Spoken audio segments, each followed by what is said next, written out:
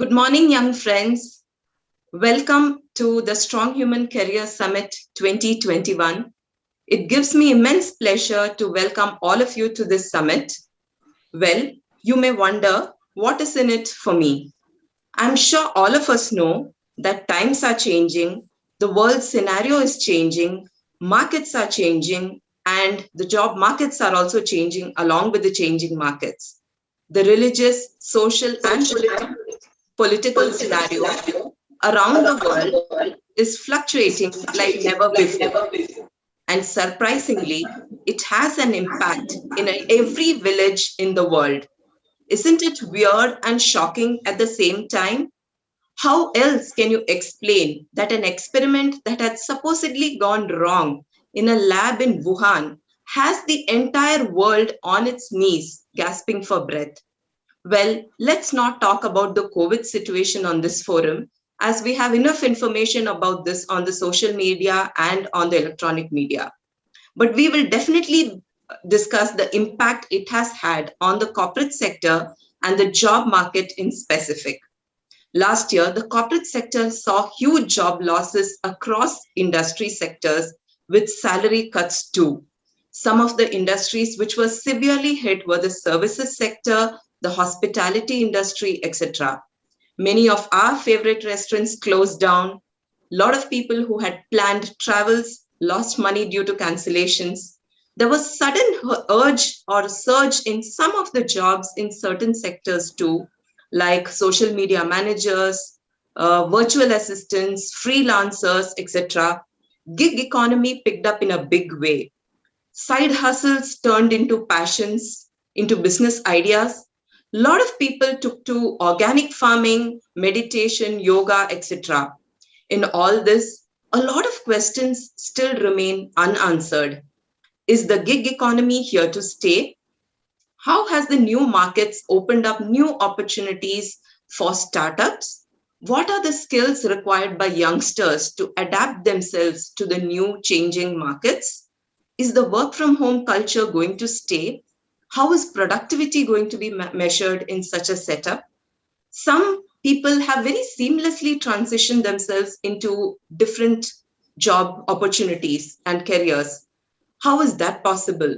These and many more questions will be answered at this summit.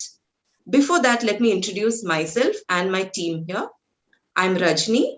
I come with a background in recruitments in IT and non-IT sectors, also in the banking industry. I also have experience currently as a life skills instructor.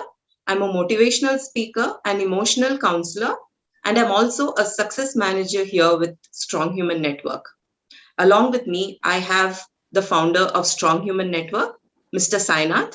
Hello, Sainath. Hi, Rajni. Yeah. I also have Niharika, my colleague at Strong Human Network, who's also a success manager. Hi, Niharika. Hi, Rajni. Thank you. Thank you for the introduction. Hello, everyone. I'm Niharika. As Rajni said, institutional sales for almost 8 to 9 years. And then after a long gap, I started my career, second innings of my career as a soft skill trainer. Now I'm a life coach, an NLP coach, and a career counselor, along with the association with Strong Human Network. Thank you. And welcome all of you. Thank you, Niharika. We also have with us 4 young enthusiastic management trainees from IIM. We've been really happy to have them with us, and they've been, putting in a lot of effort for this career summit. So a big thank you and welcome to the 4 management trainees. Abhimanyu, let's start with you. Can you introduce yourself and then we'll move to the others? I'm Abhimanyu Prasad, and I was a structural engineer who hailed from Kolkata back in 2019 when back in 2019-2020 when the pandemic hit, and then I thought of actually pursuing the things which I had in my dreams, which is management. And apart from this, I am at present I am a management trainee for Strong Human Network, and apart from all the activities, be it academics or be it corporate. What I actually like to do on daily basis is painting, dancing, playing guitar, drums, singing, and all. So these are the things which actually uh, keep my life going on.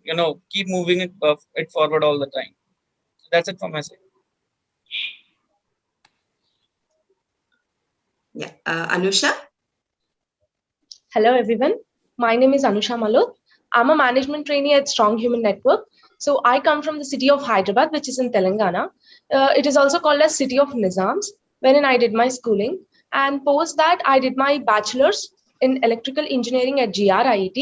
And I was also a part of BHEL internship, which manufactures power plant equipments. And thereafter, I went on to pursue MBA. And recently, I'm a second year student at IIM Amritsar. So in the leisure time, I like to play badminton, and I'm also into trading these days. Apart from that, I love singing, and what I enjoy doing the most is adventure sports, mainly trekking. Thank you. Now I would like to introduce herself, Sarita. Please. Good morning, everyone. I'm Sarita. I'm a student of IIM Calcutta. At present, I'm working as management trainee at SHN. Over to Siddharth. Yeah. Good morning, everybody. My name is Siddharth Gautam, and I'm from Chennai, so Tamil Nadu. I was born and brought up here. My entire schooling was in Chennai. So then I moved to VIT Vellore for my undergraduate in mechanical engineering, and I graduated in 2018.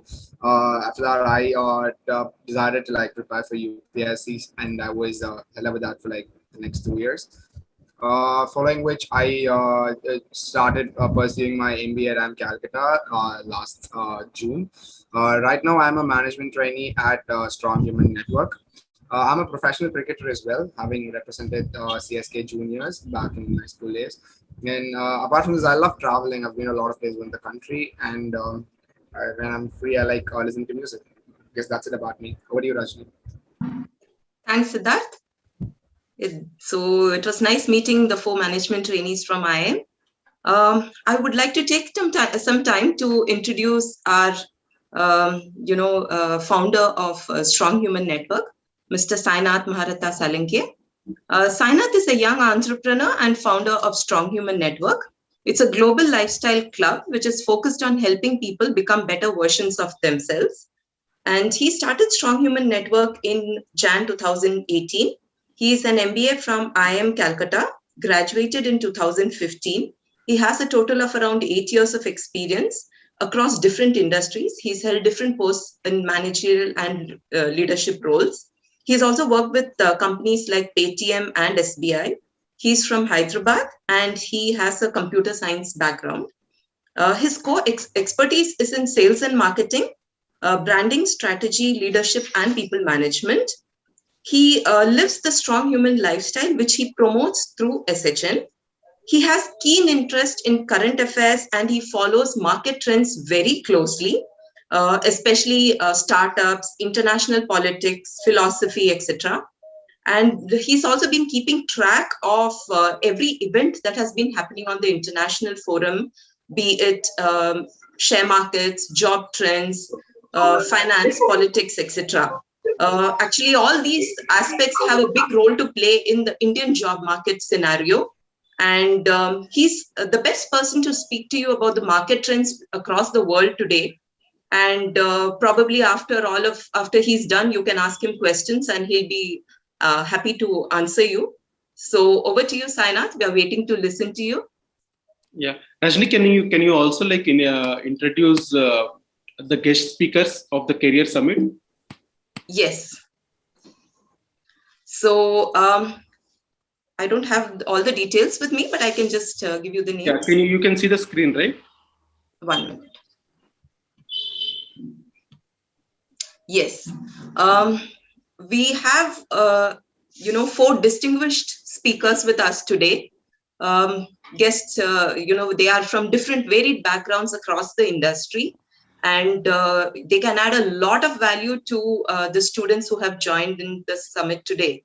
And since they come with a very enriching background and a lot of experience since the past so many years, I'm sure it will benefit each one of you to listen to them.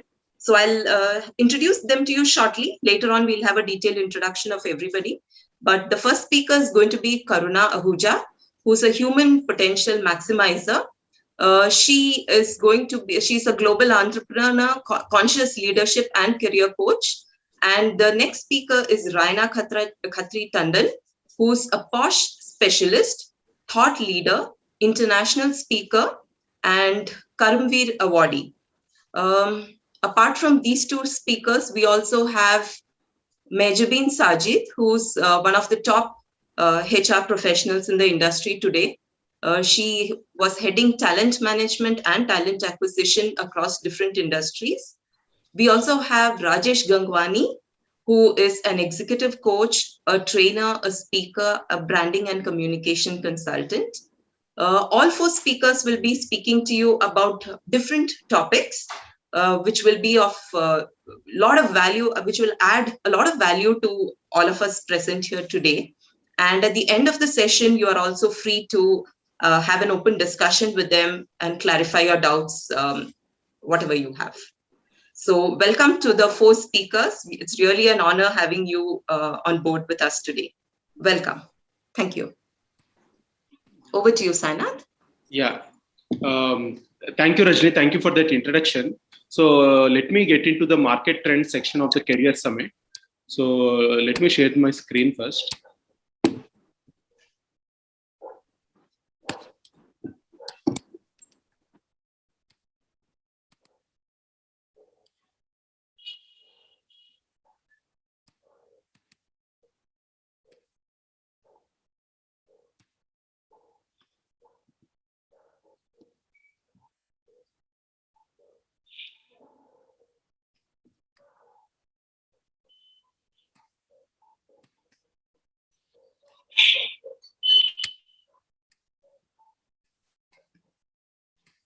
Yeah. Can everyone see my screen? Yes, sir. Yes, yeah. sir. Cool. So, hello everyone. Welcome to the Career Summit, Strong Human Career Summit 2021. It's pretty great to have all of you. And this is the first edition of our Career Summit, and we hope to continue this tradition every year of conducting a Career Summit where we track all the trends which are happening during that point of time and give a very balanced perspective for people to understand where careers and jobs are heading. So if you see, if you want to understand about career job market, first of all, you need to understand what's happening around you. So at the end, what are jobs? Jobs, right? So if there is a requirement for something, someone creates things for it, and that is how jobs are created, right? For suppose some entrepreneur decided that, okay, there is a market for food delivery, and you need to create an app for that. And then what he does, then he he hires software developers, and then that's how jobs are generated. So there are few sectors which are evergreen, you can say, and there are few sectors which change with trend. For suppose 10 years down the line, there was a demand for food delivery. Still there was demand. For suppose if you are really tired at sitting at home, and you were not you wanted food delivery, but at that point of time you didn't have proper technology to be able to cater, because we didn't have a smartphone, we didn't have such advanced application technologies and all, right? But now because the technology is enabling, now we are able to create new jobs which are relevant to that technology which is existing. So science and technology plays a very huge role in job market. So apart from science and technology, there are also other factors such as international relations, governance, and administration and collaboration with big tech, etc. So I'll be covering each one of them. Most importantly, I'll be focusing on science and technology initially, because science and technology plays a humongous role in job market. And if you understand the science and technology scene well, you will be able to succeed in your career. The probability of success increases like anything. So we have divided the science and technology advancements currently into two clusters. So first cluster is electronics, advanced telecommunication, more intuitive softwares, artificial intelligence, and quantum computing. So you can say that these are all one cluster because they are all related in one way. Then there is a second cluster, which is biotechnology, pandemic response systems, vaccine, and pharma industry. If you see cluster two is mainly highlighted due to the pandemic. So as the pandemic come, the focus on biotechnology has increased, and because we want vaccines now today. At the moment, vaccines is the hottest topic, and there is a lot of pressure on the government to deliver as many vaccines as possible as soon as possible, right? So there is a huge value for pharma companies. So the market capitalization of all the pharma companies has increased like anything. And even in India, if you know, pharma, it's one of the pharma capitals of the world. You can see there are a lot of pharma companies producing different medicines. And even now, most of the vaccines are being produced in India. So that is one thing. But one thing about the biotechnology and pharma industry is that either you are part of the industry or you are not part of the industry, right? Like if you have been studying biology, biotechnology, all these things since your graduation and all, then only you can get into pharma sector. It's not like that. So suddenly you can get into pharma sector today because there is a lot of huge potential. But again, there is also a healthcare system. Healthcare system is there.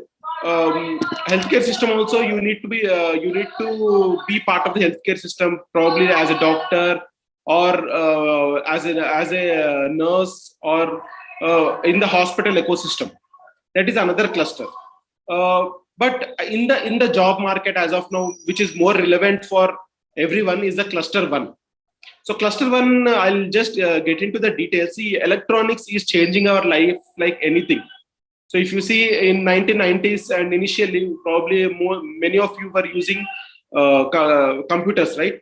Huge computers, even with the CPU will be this big, right? Now the same power, same capacity is there in your smartphone, which is very compact, right? Which is very, very compact phone. So the number of transistors or microchips which can be assembled in a small space is increasing. So that's why your smartphone has a lot of capacity today. And this capacity is increasing on a regular basis. And now the kind of technology we have in terms of the speed of RAM, the display technologies, the camera technologies, the sensor technologies, it's very efficient, and it's also you can mass produce them. So because you can mass produce them, access to that technology is very high. For suppose tomorrow, let's say everyone has someone has created a smartphone, but only few people have smartphone. Then will Ola or Uber would be possible if there are only few people who have smartphones? No, right? So the adaptation of the technology is also really important. Now, in the last few years, what has happened, especially in India, is that the internet speed and internet reach has increased like anything. So there is a wide 4G coverage across the country now, and there are some major changes which have happened due to this. So I've seen it very closely, so I can tell you. For suppose in 2016, I was working with Paytm. So this was pre-demonetization time, and I was given the responsibility of establishing sales and distribution in one of the upcountry markets, rural markets, you can say. So when I was doing that initially, like when our executives went and they were trying to onboard merchants on the Paytm ecosystem as a merchant. So some of the major things which they were complaining was that no, there is no signal here. So if there is no signal, how can a customer make a payment, online payment there? Right? So those are the practical challenges which we were facing during that time. But then what happened? 4G penetration increased like anything. And after that, what happened is that demonetization happened. So demonetization kind of forced people to adapt to digital technologies. Now that was the foundation, you can say, of the fintech revolution in India. and lot of players have entered in this ecosystem. For suppose Paytm was the most popular player during that time. Now if you see, there is PhonePe, there is Google Pay, there is Amazon Pay, there is Razor Pay, right? And even all the technology, all the banking systems, banking companies, they were basically they were these huge companies which didn't have that much understanding of technology. But after this tech companies came and revolutionized the fintech space, even the banks had no other option but to innovate, adapt, make their technology better. And there is one more very big change, which is UPI. So UPI, using UPI, you can do any transaction in just few seconds. You just need to have a UPI ID or a QR code, and this is not dependent on a particular player. And it is open for all the banks. Any person can come on the UPI platform, and UPI has been termed as a game changer in India, and there is a lot of international recognition also, which India has got due to UPI. There are people who are trying to adapt UPI in Western markets.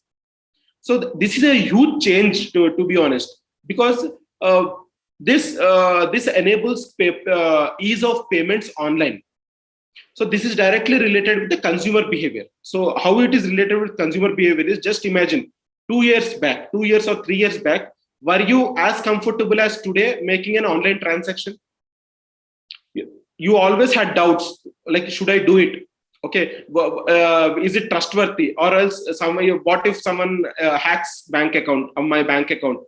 So look, there are a lot of questions. There are a lot of insecurities when you're doing online transactions. I won't say that today everything is gone, but the customer confidence in general in online transactions has increased a lot. Okay, so there are large scale ramifications of this. So when customers are confident of doing online transactions, it means that businesses can use this online channel to reach to more customers, right? Last time, let's say 1 year back or 2 years back, if I have to do the career summit, probably in pre-pandemic times, I would have booked a banquet hall and then intimated everyone, and would have suggested everyone to come to the banquet hall, and probably half of them would have made payments in cash, and probably I would have reached the audience only in vicinity of that banquet hall, right? I had a very limited reach to audience. But you see, today I'm doing career summit, and we have participants from all across the country, and I'm charging a very minuscule amount as a fee. And because the fee is reasonable, people are coming, people are joining, and they have this is not a free event, right? There's a registration fee, and people have paid for it and coming. So this is a very huge change in consumer behavior. So there is a lot of online ecosystem building, and especially in a country like India, where there are like millions of people. In fact, we have 1.5 billion people, and very soon we are going to overtake China. We have so many people, and online ecosystem is like the most important ecosystem where business can be generated. So most of the jobs are also related to online. If you think that I won't use smartphone, I need a job, it's going to be almost impossible for you to get a job. So you need to understand online ecosystem. You need to know how to use the smartphone, what are the different apps, who is on which platform, all these things you need to have an understanding. For suppose, let's say you are a person you are a fashion designer, let's say. If you are a fashion designer, you are looking to showcase your creations, right? You want to showcase your creations and you want to sell your creations. But what if you don't know that there is a platform called Instagram? And if you don't know how to use Instagram effectively, will you succeed as a fashion designer? Right? So how to become popular on Instagram is a must for a fashion designer or a model or an influencer. Right? So for suppose, let's say you are into B2B sales. Your job is to sell to B2B customers. Okay, LinkedIn is the right platform to reach to decision makers in businesses. But if you don't know that LinkedIn is the right platform, will you succeed well in your B2B sales career? right? So everything is related to this cluster of technologies, science and technologies, right? So it's very, very important. Next thing is that I am going to mention is about more intuitive softwares. So see, software development is going through a drastic change. So initially, let's say there are building blocks. So for any software, there are building blocks. In the initial phases, you will be building smaller softwares, which does more primitive tasks, right? But once you are in a situation where there are enough primitive softwares, then a next level of software comes where it is easy to build new level of new softwares, and this will be more intuitive, more customer friendly. Now let's say now we are on Zoom software. Zoom software, we are like, it's just not a software. It's actually simulating a live meeting room, right? So now here, if you see, there are hosts. I am able to make few of them co-hosts. Now then, when there is a new person coming, either I can accept them or not accept them. If someone is switching on their video and making some nonsense, you can kick them out of the meeting room, right? So these are all what you intuitively do in a meeting room. Same things Zoom is allowing. So this is an intuitive software. So intuitive, or it's very intelligently designed software. Not just this, all the softwares today are very, very intelligently designed. For suppose Facebook, let's say, Facebook has a large repository of your data. So tomorrow, when you log into Facebook, it says that 5 years back you said this, 4 years back you met this person, right? It knows your psychology, what you like, what you don't like, and based on that, the software is adapting. This is particularly a very very important trend which you need to observe, because if you see, Facebook also owns Instagram and also owns WhatsApp. So it has access to your database across these three things. When it has access to more data, artificial intelligence systems can learn. So for artificial intelligence systems to work, it needs data sets. If it sees data and it learns, right? So it has this large repository of data. For suppose myself, I am on Facebook since 2010, and whatever I have done, everything, probably the large footprint is there on Facebook. In fact, I would have done more things on Facebook than offline, because everyone was online. If I had to reach out to any of my friends, Facebook was one of the mediums, right? So there is a large footprint of my own past actions with Facebook, and it can it is engaging me going forward also. Just like if I see that 5 years back I said this, and it is something very nice which I said, then I'll feel like sharing it, like I said this, right? So that way it is engaging. So these are the softwares which are engaging people like anything. So Facebook is such software, then Zoom is there, then Instagram is there. You name it, there are a lot of such intuitive technologies always available. So there is a lot of scope in developing these technologies, and also jobs which are created by these technologies. So for suppose, let us take example of Ola, Uber. So transport industry, right? So local transport industry. So they have created technology where you can book a cab anytime. Okay, so you can book a cab, you can know the face of the driver, you can know the rating of the driver. Okay, even after your ride is finished, you can give feedback to the driver that this particular thing was good, this particular thing was not good. So this is all intelligently designed.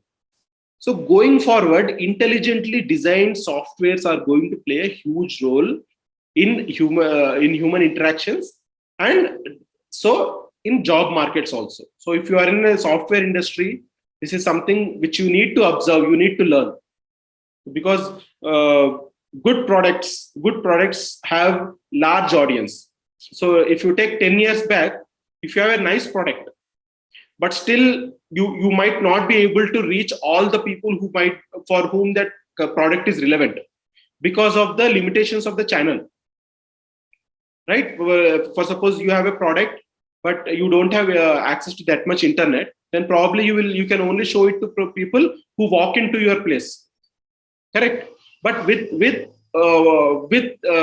internet and large scale video record, video capabilities available now. And these are like huge information highways.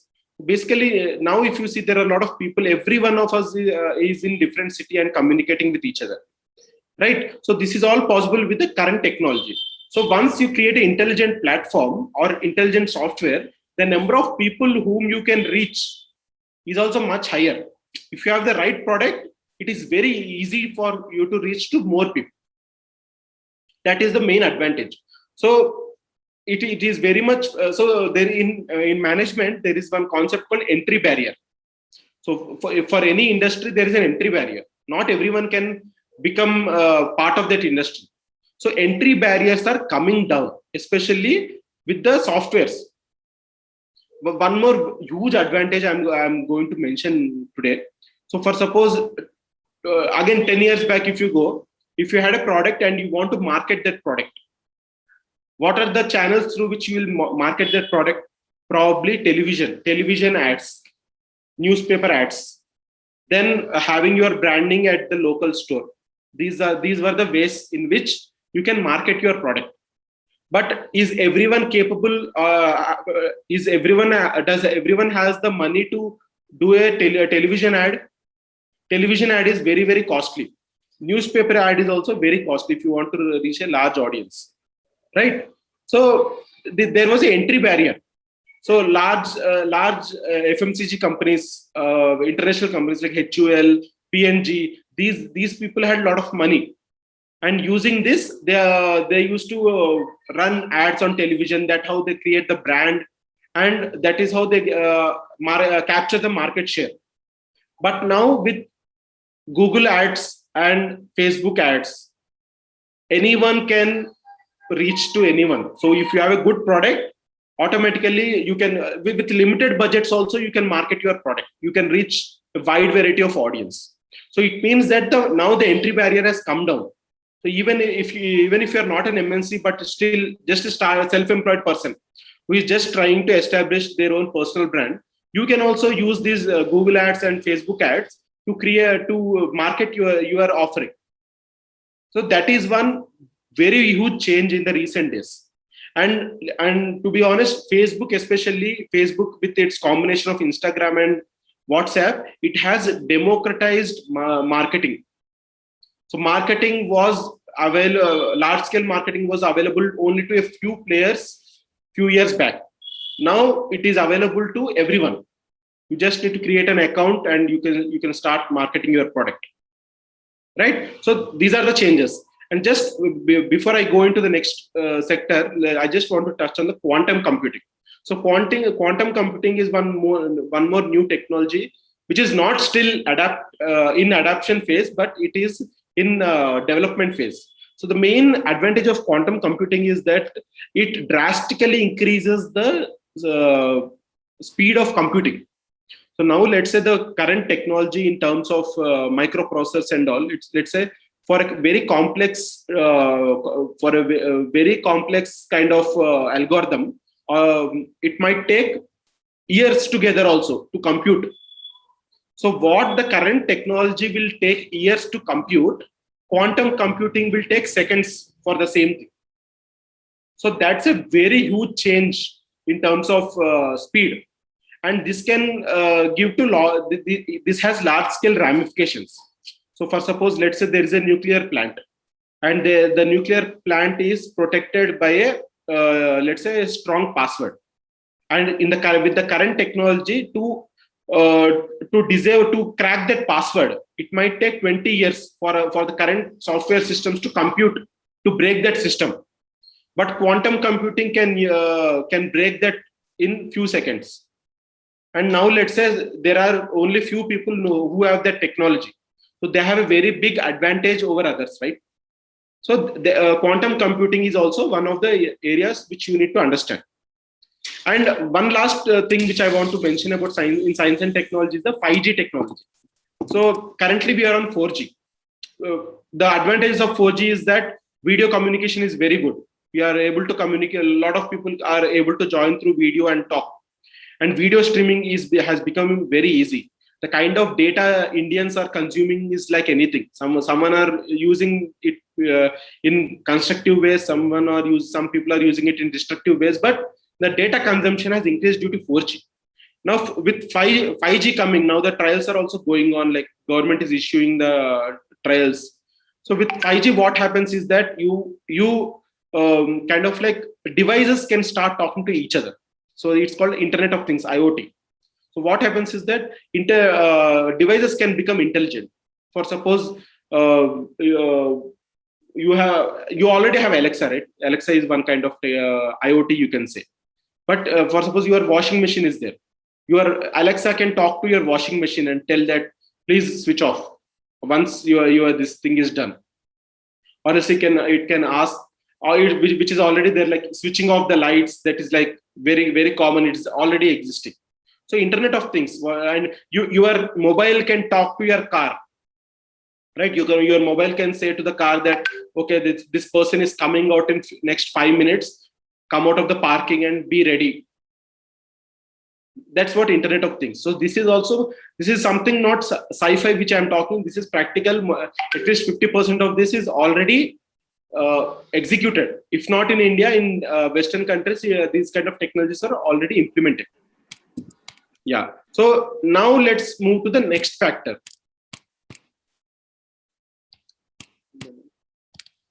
Yeah. So next important factor which I want to mention is about the international relations. So there is a major change in international relations happening at the moment. First thing is that China is on rise.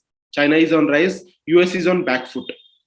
India is also rising. But most important thing is the China-US relationships. So China is like rising like anything. And US, because of its internal politics, you can say it is on a back foot. It is trying to safeguard itself first. It is seeing how things will unfold. They are strategizing. Because 20 years down, not 20 years, 5 years down the line, China will be the biggest economy in the world. When it is the biggest economy, the kind of influence it kind of shows will also be very different. So that's a ground reality, and every country is trying to prepare for it. Yeah, and so next thing is that all countries are looking at their own internal security. So there are internal security issues happening in every country. For suppose at the moment there is a Israel-Hamas Palestine conflict which is happening. Correct. Then there were large-scale riots happened last year in US. Even in India during Republic Day, there was a conflict which has happened. In Vietnam, military has taken over. Right. So these are some of even in Pakistan, there was recently a very big conflict. And now even in Afghanistan, there is a military, US is withdrawing. And so there is a change happening in the power structure in Afghanistan also. Right. And but there was one more incident. There was a war between two countries, small countries, which are like Armenia and Azerbaijan, where Azerbaijan, I think, if I'm not wrong, Azerbaijan won decisively. It won decisively mainly because of the drone technology which it had. So it operated drones in such a way that the Armenian military didn't have an option but to surrender. If they didn't surrender, thousands of their troops would have been killed. So this is something which a lot of people have observed, that decisive wars are being won. It's not when there is a concrete advantage for someone in terms of technology, that impacts a lot, right? Even if you think of it, the party which had guns had a very unfair advantage over people who were still fighting with swords, isn't it? So the same logic. So as the technology advances, the kind of power equation changes. And one more thing is that information warfare. Information warfare is happening like anything. Every country is trying to do information warfare on citizens of the other country, influencing the citizens depending upon the weaknesses. Because and if you see, there is lot of polarization happening over the world. So there are lesser people who are actually saying they're taking neutral stance. Most of the people either are on the one side or the other side. And the people who are there also, they are having very strong opinions. Right? And why is this happening? Social media is a huge factor. If you know about this documentary film called Social Dilemma, which I think is available on Netflix, it exactly tells you how social media influences you. So that is also one important point. People are using this as a proxy war. So there is substantial evidence that Russia interfered in US elections by manipulating the Facebook using Cambridge Analytica, right? So that is one more thing which you need to observe. And next thing is that governance, administration, and collaboration with big tech. So see, now the big tech, when I say big tech, I'm basically talking about these companies, Google, Facebook, Microsoft, Amazon, which have like monopolized their markets. And these companies are international companies. They have presence across countries. They have customers across the countries, and these customers are also like very loyal customers. Very because of different reasons, but yeah, for them these products which these companies are offering matter a lot. So what happens due to this is that these companies have a huge negotiation power. Now, if you see, Twitter banned Donald Trump. A sitting president was banned by a software company, right? So it's a very powerful thing to notice. So even the president of the most powerful country is not that powerful, isn't it? So that's the main thing. So governance, there is a tussle happening between governance and big tech. So these tech companies are also saying that, why should I listen to government all the time? I have my own opinion, I have my own interests, and I will behave as per that. And they are ready to go to courts also. So they have access to money, right? They can hire the best lawyers, and they can argue their point of view. And it is not so easy for the government also to just override these companies, because there are a lot of ramifications. For suppose what India did during India-China conflict, it banned TikTok. Right, so it is one of the things. But if it bans Facebook, again it will be complicated. So there will be different opinions, but a lot of users are getting affected. TikTok, see, most of it was teenagers, and teenagers, most of them, they don't have voting rights, right? So they could easily ban TikTok and PUBG, and they didn't feel the heat. But let's say if they ban Google, or if they ban Facebook, then situation will be different. And Google kind of like, it can do its own campaigns, because on you are spending a lot of time on Google. Facebook also, you are spending a lot of time on Facebook. So Facebook has more time access to you than your government. So you can Facebook and Google can actually convince you that they are better than your government, and they can convince you to work against your government. These are practical truth. I'm not extrapolating or anything. These are happening or already happening maybe. So this is the current situation. Yeah. So there are tussles happening between governments and technologies happening. One more thing is that China model of technology governance has actually been more efficient in last 1-2 years. If you see that, though coronavirus has come from China, impact it is seeing is very less. The other countries are seeing more.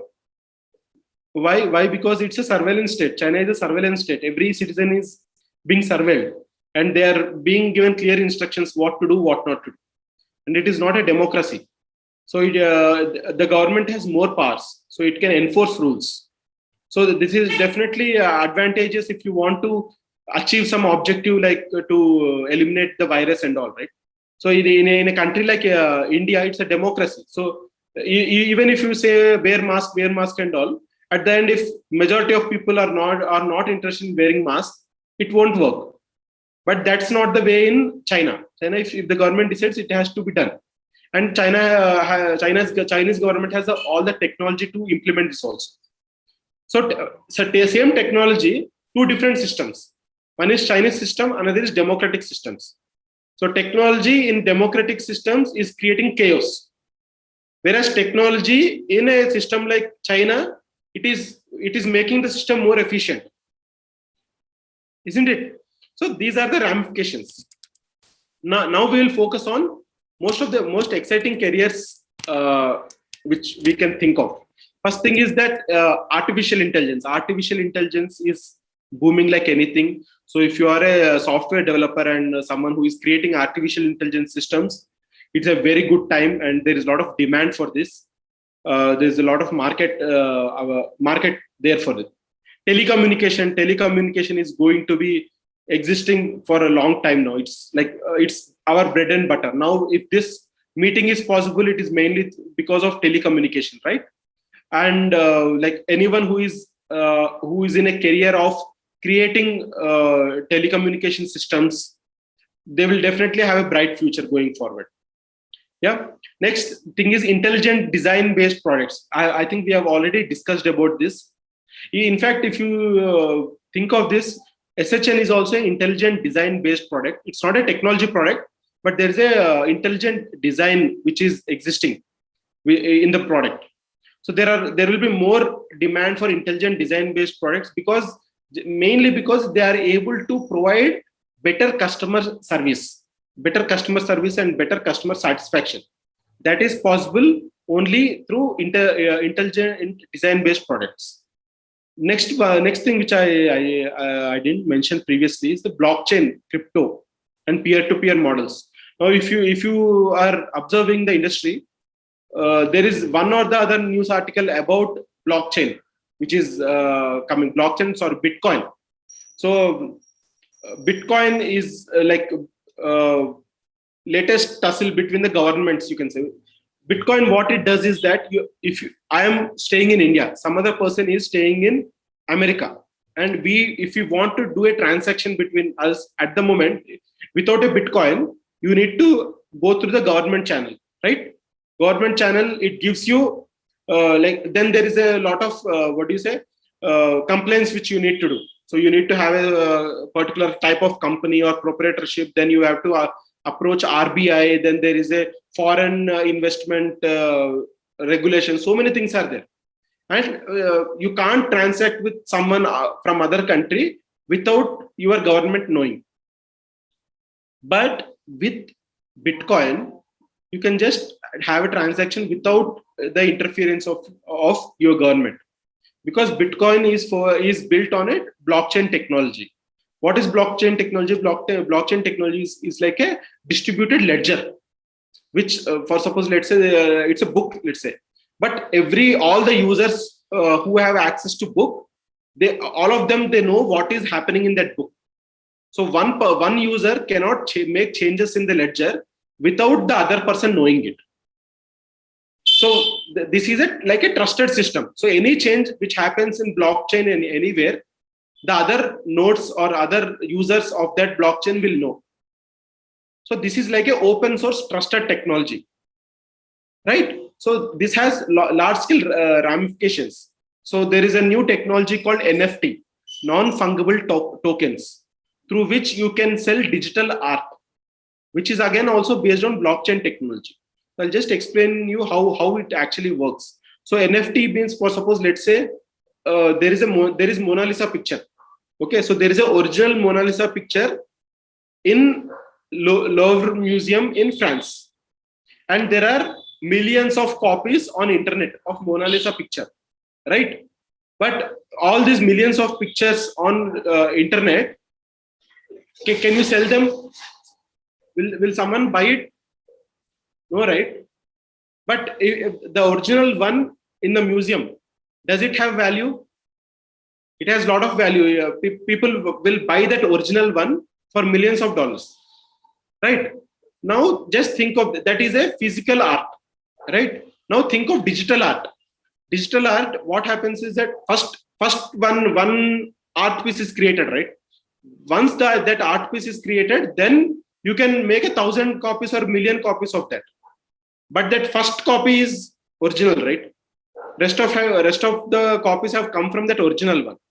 So the original copy, it has its own value, but because of the technological limitations, that original copy you are not able to sell as an original copy. Correct. But with the NFT technology, you can actually sell that original digital art. So what happens is that particular file of the digital art, which is certified as original by the creator who has created that digital art, it is put on a blockchain. Now, once it is put on a blockchain, it means that it is like a certified one. So once it is a certified one, then you can actually sell it to someone else, because the other person will also buy, because it is certified one. It's like a let's say your gold someone certifies, right? And that certificate has certain value. So the buyer will have a confidence that, okay, I can actually use this and I can sell it somewhere else. So the someone who purchases art, he does not purchase just for the art.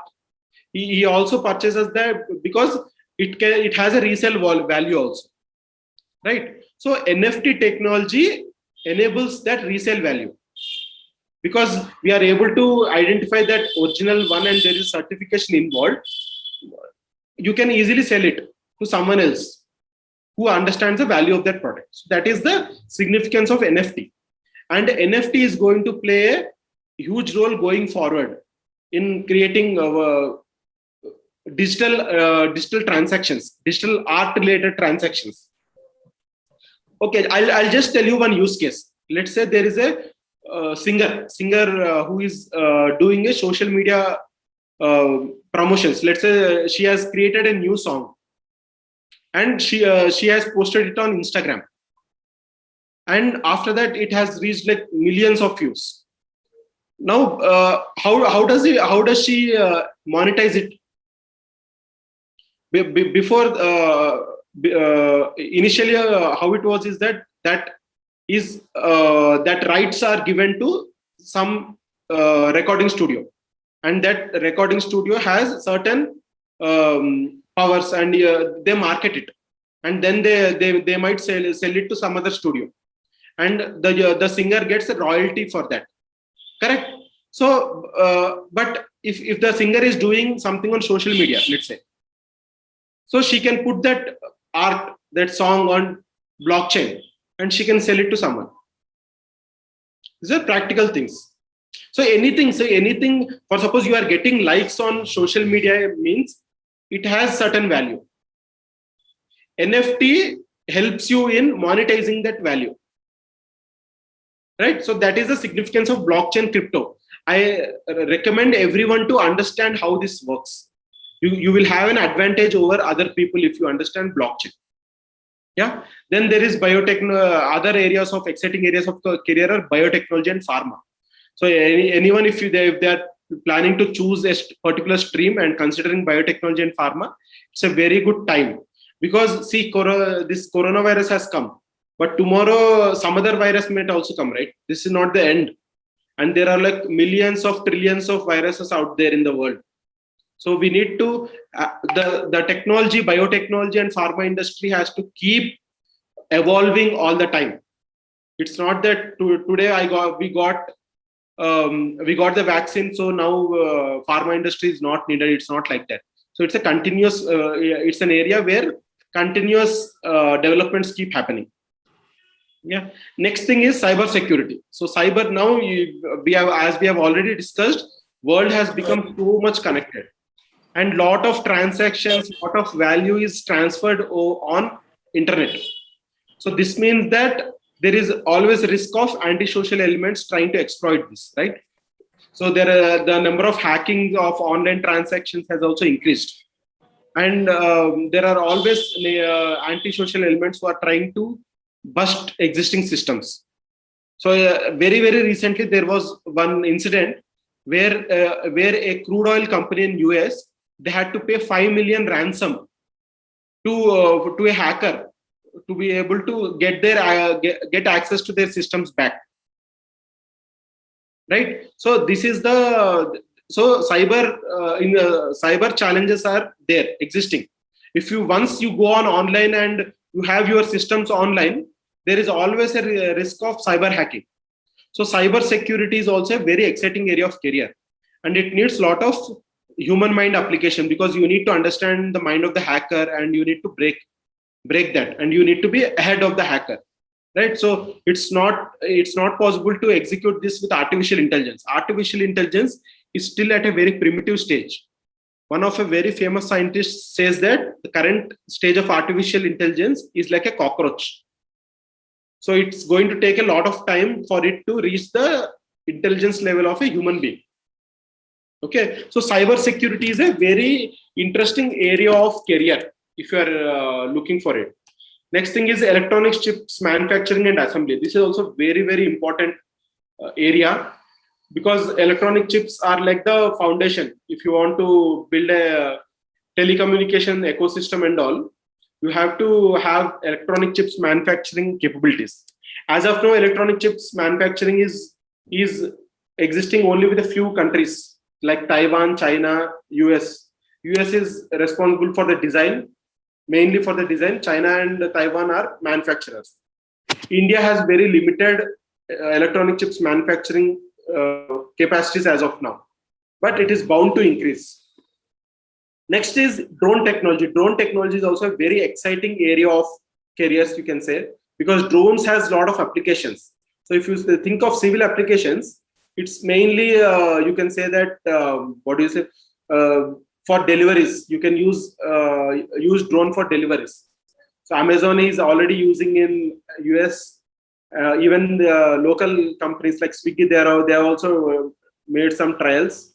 So using drone technology, basically there are like thousands of delivery executives, right? Delivery executives who are working with companies like Swiggy, Dunzo, Big Basket, everything. But if in future, let's say 5 years from now, when the drone technology is properly evolved, you can just use that drone technology to deliver goods, and you don't need delivery executives. So that is one change. Okay. So then I am coming to more interesting areas. E-learning. E-learning is a very, very interesting area of development, because just imagine when you were in school. Let's say I think most of you, when you were in school, there were no technology related classrooms. Technology classrooms were limited. So generally we had a blackboard or green board, and teacher always used to say chalk or a marker, right? That's how the typical classroom was there.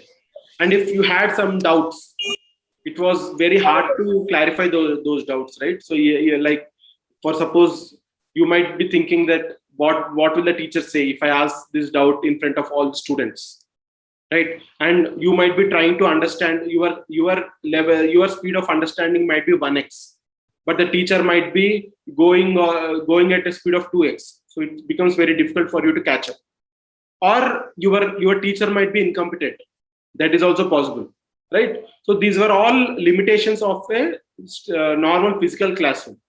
Now with e-learning coming, you can actually if you really have interest, you can use e-learning technologies to learn. You can pause the video, replay the video. You can you can Google and you can find out that who is the best teacher for this particular subject, and you can watch their videos, right? So through this, your ability to learn has increased like a lot. The technology has enabled your ability to learn a lot, not just your ability across the, like any human being, their ability has increased like anything. So it has direct implications on the society, right? So for suppose, again, if you just go 10 years back, someone who is more knowledgeable also have certain qualities. Like those people are people who can sit a long time in front of a book, right? So the people who are able to read books continuously, they became more successful in their academics, isn't it? But let's say I am a person who don't like reading books, but I'm a very curious person and who kind of like interacts with a lot of things, listens to a lot of people.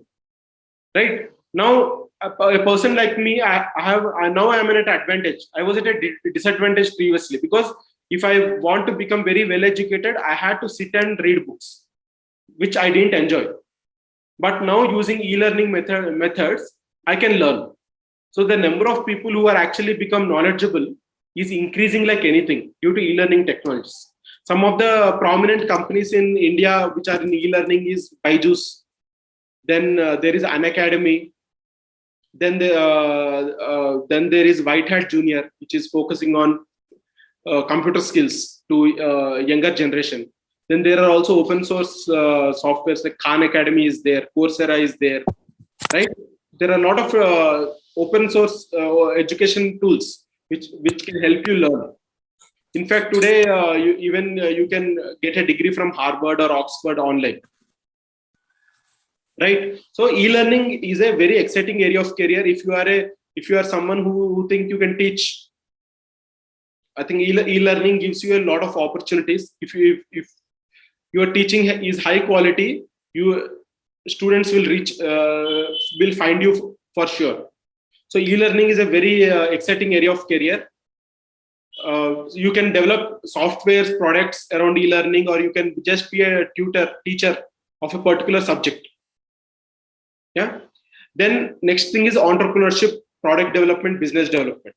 So as I said earlier, the entry barriers to market your product has come down. So it means that the scope for entrepreneurship has increased like anything.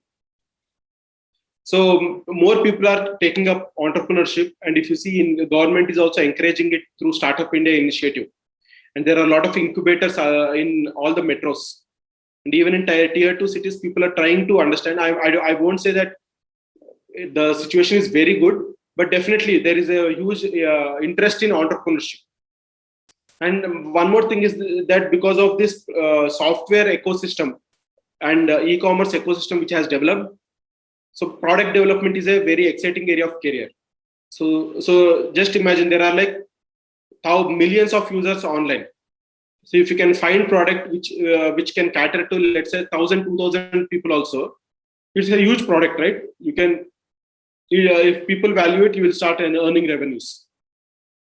Yeah, and business development is also, it has become more easy with democratized marketing channels.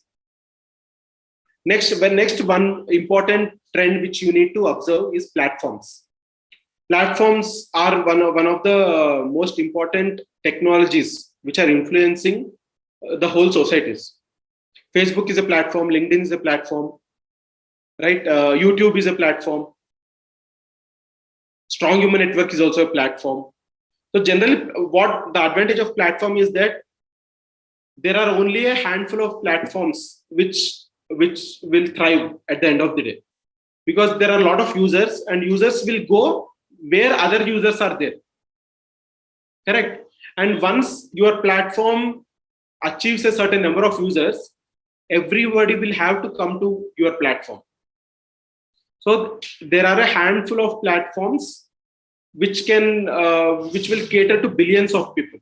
So now let's say YouTube, Facebook. Okay, you just these two platforms, they have almost more than half of the world's population as their users, isn't it? So platforms are an important technology. So either you can take advantage of the platform, or you can create your own platform.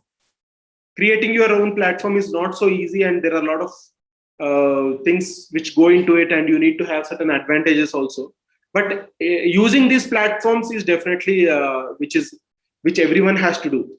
So you should know how Facebook works, how Google works, how YouTube works, if you want to succeed today in career. Next exciting area of career is local logistics, e-commerce, food and grocery delivery. Now see, no one wants to go out. Even if someone wants to go out, they want to like go on their own terms and at their own convenience. They don't want to go because of compulsion. Two years back, a lot of people traveled to companies because they had no other option. they traveled like 1 hour to go to the office, 1 hour to come back to the office. So they used to waste 2 hours, right? Then a lot of people didn't prefer to again go to some retail shop to purchase. So they started on ordering everything online, right? And some things you can order online and you can wait for 2 days, 3 days, but few things you need immediately. So there are like these local logistics platforms like Swiggy, Dunzo, which does immediate delivery. Then there are platforms like Big Basket, which gives you a one day delivery of fresh vegetables and fruits, pulses, groceries, and all those things. So this is one industry which has picked up like anything, because people are looking for convenience. And this local logistics, e-commerce, food and grocery delivery, they give you a lot of convenience. And one important last area of career, I think, which is actually a very, very significant area, is quality of life, personal growth, community building, life skills. This is the area. So a Strong Human Network is also operating in this particular area. So see, with the pandemic coming, people's priorities have changed. Everyone is questioning what exactly they are looking in their life. What is important, what is not important. 2 years back, there was what you felt was important. Today, it sounds completely irrelevant. It's not at all a priority as of now, right? Because there are real deaths happening. So to be honest, from whatever has happened till now, you can say that you have seen a death in your family or in an extended family. And a lot of people have seen this. And this is impacting the psychology of people. People are asking very basic questions. What should I do? What is life? These are very basic questions now, which people are asking to themselves now. And this, due to the demographic of the country, a lot of youngsters are asking these questions to themselves. What I really want to do in my life? What do I want to achieve in long term? These are questions people want answers to, and they don't have all the answers. But this is something which has become a priority. It's not about earning so much money as of now. It's about living a quality of life that is becoming a priority for most of the people, because people are realizing that even if you earn a lot of money, again, that you are going to use that money to improve your quality of life, right?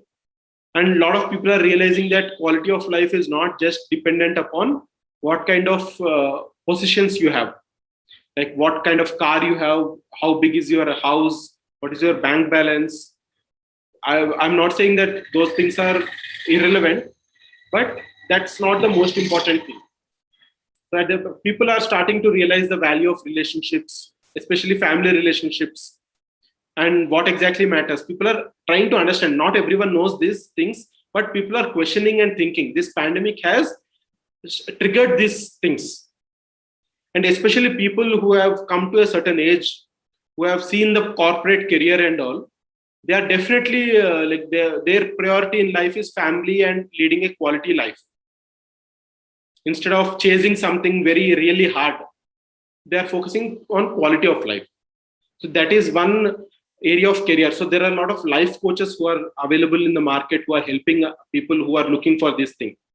And many people who have the enough skills, who are confident that, yeah, I am already leading a reasonably high quality of life. They are looking to help others, right? And people are looking to build communities, because in situations in challenging situations, community is what supports you. You have something, you need to have a community where you can reach out, where you can share your feelings, right? About what exactly is happening in your life. So this is like a very normal human need, which is there for a lot of centuries for now. But at the moment, due to the pandemic, this need has increased. And because the world is so connected, we are looking for new, fresh solutions on how to address this. So that's about exciting areas of career. So just again, I'll just summarize. So artificial intelligence, telecommunication, intelligent design-based products, blockchain and crypto and peer-to-peer models, biotechnology and pharma, cybersecurity, electronic chips manufacturing, drone technology, e-learning, entrepreneurship, product development, business development, platforms, local logistics, e-commerce, food and grocery delivery, quality of life, personal growth, community building, life skills. So these are the exciting areas of career at the moment, as of 2021, where there are ample number of opportunities. Now I'm going to focus on factors that are going to influence your career in general. So what I'm talking about is applicable to every one of you. Okay, and after that, I'll also be telling you about how Strong Human Network can help you address this in a brief manner. So first thing is that the factor which influences your career is that what is the current level of skills which you have, right? So for suppose, let's say in this audience, we have Rajni. Rajni has around 15 years of experience, and she has very high quality of experience of interacting with different kinds of people. And the kind of expertise she would have gained is of one level. Now our management trainees, they have 1, 2, 3 years of experience, and they are pursuing their masters at IIM Calcutta. They have a very different level of current skill set, right? So your current skill set is dependent upon how old are you, how much experience you have, and what kind of experience you had till now. All these things boil down to your current skills. So for suppose you take myself, I'm an entrepreneur. I have around 8 to 9 years of work experience at the moment. And because I've been an entrepreneur for 3 years, the kind of skills which I have acquired is humongous, you can say. Because entrepreneurship is like you are operating in real world, right?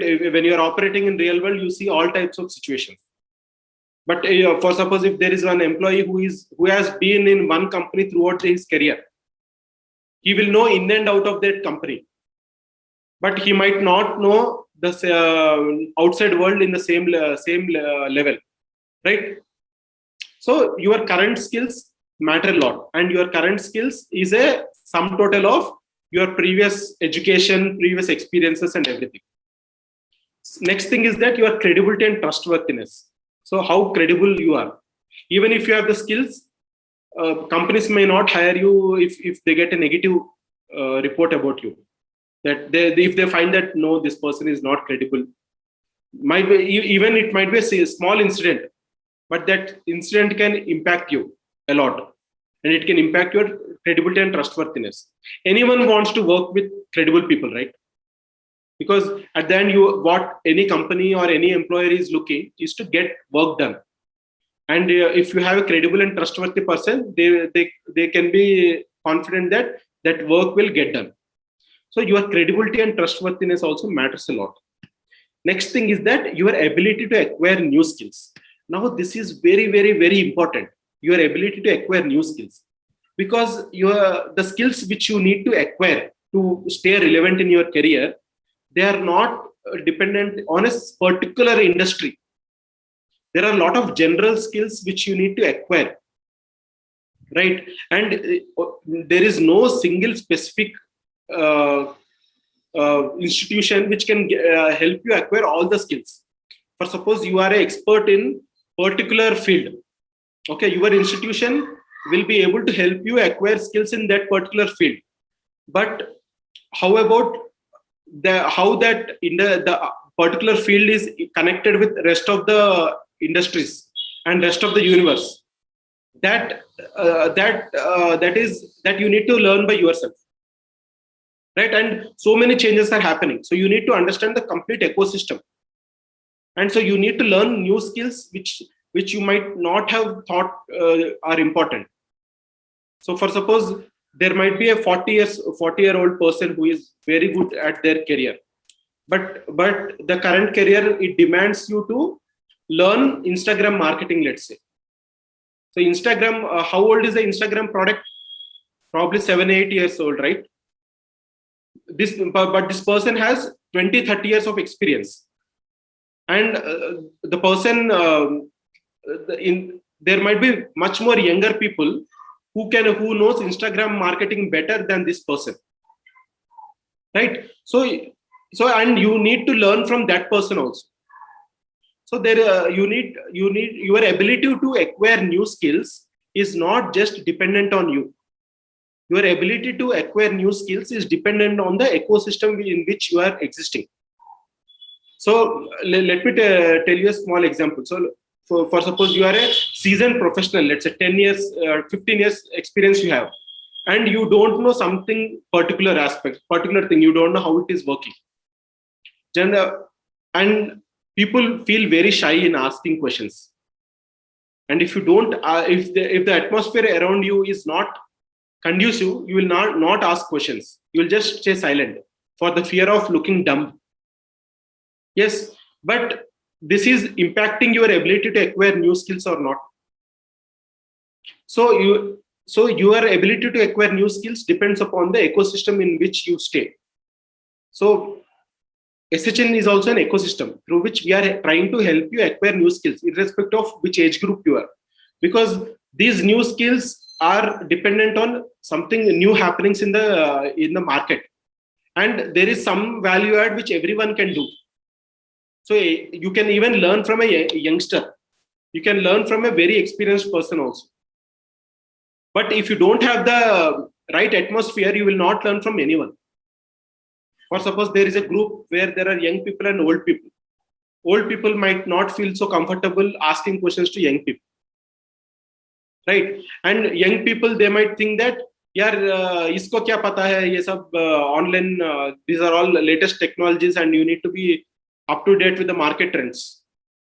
And these people are old people, they don't keep up to date, so they are not useful for me. They can think like this. So there are always reasons to think that the other person doesn't know. But to acquire new skills, you need to have a proper learning environment where you can add some value, but at the same time, you can also take some value from the other person. And that other person, you don't need other person need not be a very high level person than you. That is not relevant at the moment. So generally, when you say acquiring new skills or learning something new, it means that you are learning from someone more experienced than you. That is not the case now. You have to learn things from younger people also. There are a lot of younger people who are doing much better than older people. And older people, they are feeling that insecurity. Will I stay relevant?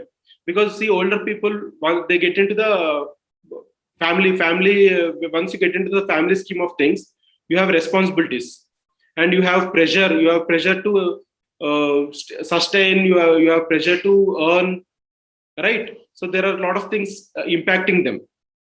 And so yeah, that's the situation.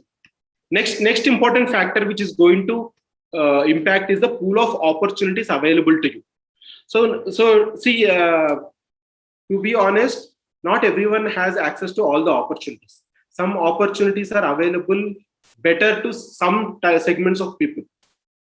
So for suppose there is a company which can pay as much as it wants. It has good paying capacity. Okay, and it wants to hire people. So will it send a notification to everyone that please apply for the role? Or will it go to probably IIM Calcutta and hire, like talk to 10 people and hire but 1 or 2 people out of them? It will do the second thing, right? So companies do what is more convenient for them. So that is why, for suppose IIMs, they have their own pool of opportunities. For suppose which IIM you join is very important, because every IIM has its own alumni network, and alumni networks help them during placements. So people at a particular college have more access to opportunities than others. So at the end, it is like even if you take a B school or a engineering college, the reputation of the engineering college also matters. Where if you have a certain reputation, you attract certain types of employers, right? So each college has its own ecosystem. So basically, ecosystem is very important. So let's say Bay Area in US, San Francisco is one ecosystem. If you go, a lot of people after finishing their engineering, they go to US and they go settle in Bay Area. They talk to a lot of people. They try their best. They put their efforts, struggle for, let's say, 6 months to 1 year, and finally they get some job in Bay Area, because Bay Area is an ecosystem, and if you put enough efforts, you will get it. Similarly, you can talk about same Gurgaon in India, right? Gurgaon in India, or let's say Bangalore. Bangalore is also a startup ecosystem. So if you are in the right ecosystem, it helps you a lot in future-proofing your career. So Strong Human Network is also one ecosystem which we are building. Okay, so there are other ecosystems also, but there are some USPs of Strong Human Network. So one major thing is that Strong Human Network we have designed in such a way that it appeals to a wide variety of people. So what happens is that, let's say you take IIMs. IIM has a entry barrier. So only people who clear CAT, they can, and who clear CAT and who clear the group discussion and personal interview and all, they get selected to the B school, right? And that B school kind of like it nurtures it adds quality, and then through its network and all, it places the people in good careers, correct? But at the end of the day, all the people whom you find at a particular IIM, there are similar kind of people. They are similar kind of people. They are all students of some certain age group, of certain college background, certain interests. So everyone who comes to an MBA, they are interested in business and management, right? So it's a homogeneous group of people. Okay, but let's say after an MBA, after he graduates, can he work in a company with only IIM graduates? Right? You need lot of, any organization, to build any organization, you need all type of people. So let's say you need an entrepreneur, you need management people, you need technical people, you need support staff. So all of these people are different kinds of people. They are not one kind of people. And to successfully run a company or run an organization, you need all types of people. And you need to be able to work with all types of people. Everyone might have a different level of skills and expertise and competency. But at the end, you have to work together for an organization to succeed. Correct? So that way, Strong Human Network, the advantage is that people from all types of backgrounds can join Strong Human Network. Okay, so students can join, professionals from various backgrounds. Software professionals can join, health and wellness professionals can join, life coaches can join, business coaches can join, management professionals can join, housewives also can join. So the concept which we have designed through the Strong Human Network, it is designed in such a way that it is easily understandable to everyone. Just think of it. Do you want to be a strong human? Everyone wants to be a strong human, right? So it's very easy for people to connect, and we are introducing concepts which will help people understand how exactly a strong human behaves. Who is a strong human? And this concept can be understood by everyone, and this helps in bringing a lot of people from different backgrounds together. So when people from different backgrounds come together, they can interact with each other. So if there are people from only one type of background, they are competition to each other, right? For suppose all the students at a B school, they are competition to each other. They are targeting the same jobs, which everyone is targeting, right? So you are competition to each other. But let's say there is a group where there are entrepreneurs, there are management professionals, there are software developers, right? Then there are support staff, HR professionals, like this. So these people, they are not competing with each other. Each of them has their own requirements, and their requirements can be fulfilled by another group of people. So software developers want jobs, and jobs can be provided by entrepreneurs. Management people want jobs. Entrepreneurs create those jobs, right? Or for suppose someone is looking for a particular consultation for a particular aspect of their life. You have coaches who can help you. Coaches want clients with whom they can work. So the other type of people, they can work with the coaches.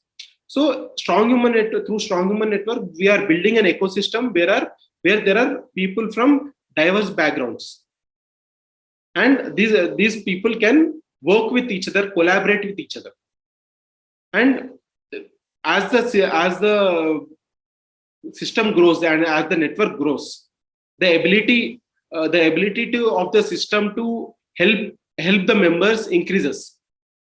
So one thing is that we spoke about credibility and trustworthiness, right? So credibility and trustworthiness is not built in a day. Credibility and trustworthiness is built over a long period of time when you are like consistently performing, right? So how do you do that? So let's say from SHN point of view, let's say you become a member of SHN. First thing is that to become a member of SHN, it's not like Netflix or Amazon Prime membership that anybody can sign up. So there is a proper onboarding system, and there is something called the Strong Human Challenge, which every member has to accomplish before they become a member. That will help them understand the do's and don'ts of the community. Then let's say once you become a member and you spend some time in the community, let's say 6 months, 1 year, 2 years, you spend time with the community, interacting with other members. Then what happens is that people will get to know what kind of person you are. How are you reliable or not? People will get to know. So once they get to know, your credibility and trustworthiness obviously increases. If you are performing, if you are being consistent, then what happens is that when someone is looking for a particular service, and let's say you are the person who can provide that service, someone within the community will say that, hey, you can reach out to this person.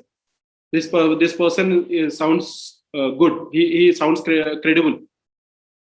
That way, you will get access to opportunities. And also, because Strong Human Network is designed in such a way to appeal to a large variety of audience, the opportunities available will also increase. Right? So, because see, opportunities available is directly proportional to number of people in the community. Right? So that way we can provide access to more opportunities to anyone who is part of our membership network. But the most important thing which SHN brings to the table is the trust. So if you see, there is Facebook. On Facebook also you can find any type of person. Lot of people you have lot of billions of users are there on Facebook. But when you are interacting with a user on Facebook, can you really trust that person? And do you really know how can you effectively communicate with that person? Because it's a digital world and each one of you is in a different place altogether. Okay, so when you are talking to a new person, you don't know what kind of situation that person is in, what kind of mood that person is in, right? This makes communication very, very difficult. So you think you are communicating, but what you say and what the other person is understanding are very different things, which is happening practically. But when you are part of SHN, because you have gone through the onboarding process and you have taken the Strong Human Challenge, you will understand what are the main qualities of a Strong Human Network, and it will also give you an energy that okay, this person he's also a member of SHN, so I can talk more freely. Maybe this person will not judge if I say something which really is bothering me, right? So these are all insecurities which are there all the time. So as a Strong Human Network, as a platform, it creates an ambience where you feel confident of sharing the actual thing, what exactly is happening, and this way you can organize better with other people. So just to tell you that now our team of success managers and management trainees, we are all distributed all across the country. So Siddharth is in Chennai, Sarita is in Karnataka, Abhimanyu is in Calcutta, Anusha is in Hyderabad, Rajni and me are in Bangalore, Niharika is in Hyderabad. So we are people placed in different parts of the country, but we are able to work well in a very coordinated manner, irrespective of being physically distributed. Why we are able to do it? Because we are all part of Strong Human Network and everyone has taken the challenge and we make each other comfortable. We take that extra effort to care about the opposite person, and that is why we work better as a team. So SHN helps you in building good, valuable relationships, and your career is actually a resultant of that. So as we spoke, your career is about skills and opportunities and trustworthiness, right? So all this comes through when you are part of the right ecosystem. So especially if you want to talk about the skills definitely, I think in today's world, if you want to acquire new skills, then you need to have the right ecosystem, because there is no particular one book which you can read and acquire all the skills. Information is distributed. You need to know which sources to read, and after that you need to discuss it with the right set of people. Then you will get the actual learning. So there is a theoretical understanding, there is a practical understanding that you will get through experiential learning through other members. So if you have open conversations with people, you can learn a lot, right? So that is what we are enabling through SHN. So I think that I have covered all the aspects. We covered the market trends, and we also spoke about the aspects which are going to influence your career, and I also briefly spoke about how SHN is going to help you. So our next team, Niharika, the success manager, she is going to elaborate more on this, on how exactly SHN is going to help you in your professional and personal success. So thank you everyone. Thank you for listening to this very patiently. And now I hand it over to Niharika. Niharika, you can take it over. I think we can have a 5-minute break or a 10-minute break, and then come back. Yeah, Niharika, what do you say? Sure. So we'll catch back at it's 11:45 now. Yeah. So shall we get back by 11:55 or something? Yeah, 11:55 sounds good. Yeah. So thanks for your patience, everyone. Just let's come back at 11:55 and reconnect and see what Niharika has in store for us. Yeah. Yeah. Thanks everyone. 11:55. In 15 minutes, we are meeting now. Take care. Okay. Welcome back, everybody. So we had a refreshing break. So we were discussing on a very important topic, which is the industries, the revolution, the career possibilities, and all that. And thank you, Sainath. Those were some real useful insights on the industry revolution and the possible opportunities coming up. So before I start off, I would like to get introduced to the participants. Apart from our team, apart from our MDs and all, I see Akhilendra Reddy, Deekshant Sharma, Dr. M Kishan Kumar, Tara Devi, and Pesha Lohia, and have Nikhil Raj. So, can you please introduce yourself to us? Okay, we start off with Nikhil Raj. Nikhil, you there?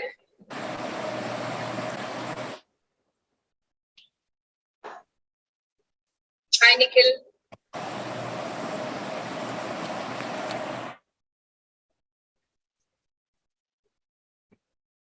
Your video is on, I guess. Hello. But, yes, Nikhil. Hello. Yes. Yeah. Hi, Nikhil. Hey. Sorry.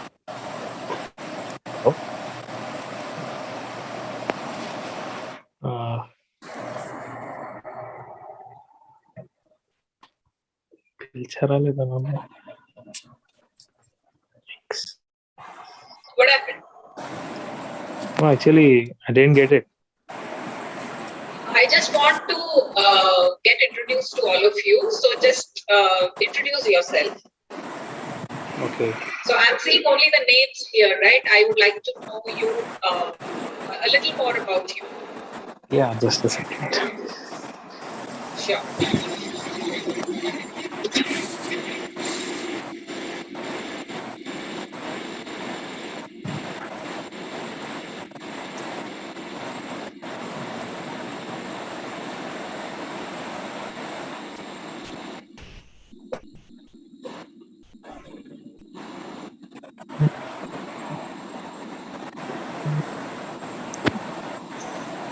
Looks like my camera is not working. Just a second. It's okay. It's okay. If it's not working, it's okay, Nikhil. You can just speak. It's okay. Okay. Yeah. My name is Nikhil. I'm studying in Bhaskar Medical College.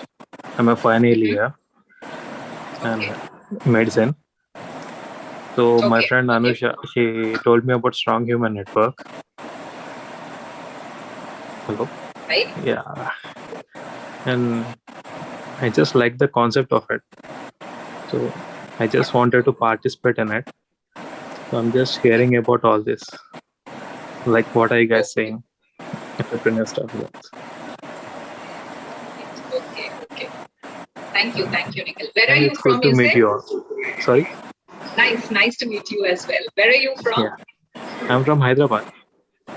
Okay, fine. All right. Thank you, Nikhil. Yeah, you too. Next, can we talk to Aditya Vikram Lohia? Hi, I'm Aditya Vikram Lohia. I am a life coach by choice and an entrepreneur by profession.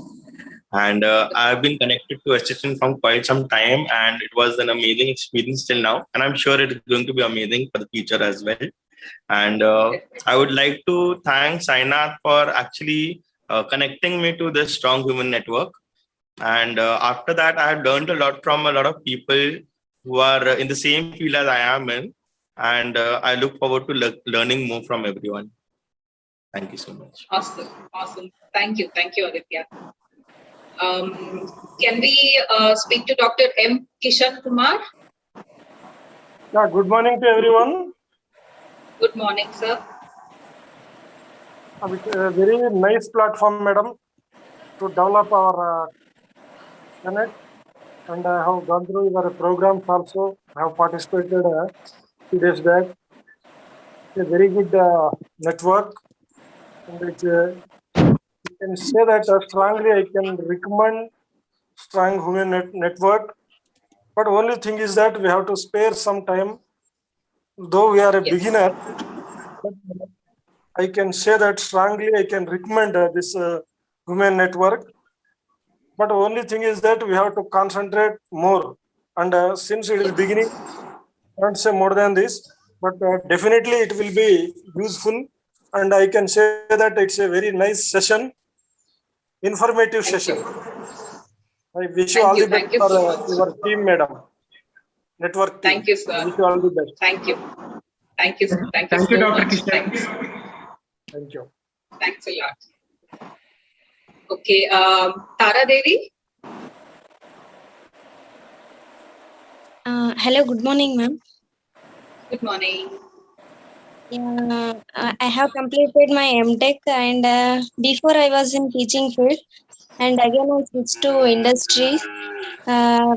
And last year in lockdown, I got married, and I was planning to switch to again teaching field, but it is again came to the lockdown. So I was worrying what to do in home and all. But my friend Sarita has told it was nice and all. So I connected to this network. So I hope this will be good for my future. So thank you, madam. It is helping me to increase my stability and I can improve my skills. So thank you. Wonderful. Thank you, Tara. Thank you so much. So that's it. That's all we have, I guess. Okay. Great knowing all of you. And once again, welcome back after the break. So, see, now we are in a scenario where, we are encountering a lot of changes in our lives, right? So it's a period of some momentous changes. As Sainath was saying, the technology and the artificial intelligence are going to take over in a very big way that we all are witnessing, right? Right from the day the lockdown has started. So you can see how technology and AI are playing their roles in our lives. So it's all thanks to the pandemic. So it had the audacity to change our lives in this big way, personally and professionally as well. So what are the main aspects, or what are the main areas that we are witnessing the changes in? I think the first and foremost area where we are looking at a lot of change in ourselves is our health. The next thing which is getting affected is the careers and the relationships, right? So health and fitness has taken, I would say, a front seat for everybody now, right? Rather than anything else, I can see most of them, a lot of them concentrating more on the health and fitness part. Careers, yes, a lot of careers have been affected during the pandemic, and a lot of careers have flourished also. And relationships, I wouldn't say, because all the relationships have ups and downs, but this phase of life has shown us more ups and downs when it comes to relationships, right? So according to the studies, we have seen over a period of time, according to some studies, some surveys, that the more self-aware a person is, right, the more emotionally intelligent or stable a person is. It is easier for him or her, for that person, to handle any kind of situations given at a point of time. Okay, fine. I would. How many of you go for gym workout? Not now. Maybe. How many of you have the habit of going to gym? Anyone? Anyone here who goes to gym, or maybe you're seeing somebody go to gym and all? Anyone? Anyone? No? Okay. Or fine. So we put it this way. We learn many skills. Okay, two of them raised their hands. Okay, who's that? Okay, Sainath and Sarita. Wonderful. So yes, I would like to ask Sainath. Sainath, why is that you chose to go to a gym?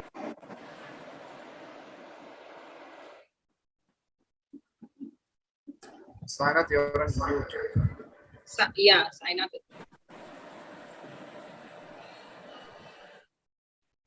Sainath, can you unmute yourself? Yeah, now you guys can hear me? Yes, yes, yes. Yeah. See, gym provides you the right atmosphere, right? Na? To focus on fitness. Right. You have the right equipment, you have music, you have trainer. I think that's the reason why one goes to gym. Perfect, perfect. Sarita, how about you? Why did you choose to go to a gym? Yes, ma'am. Actually, I don't go to gym, but I see my family member going to gym.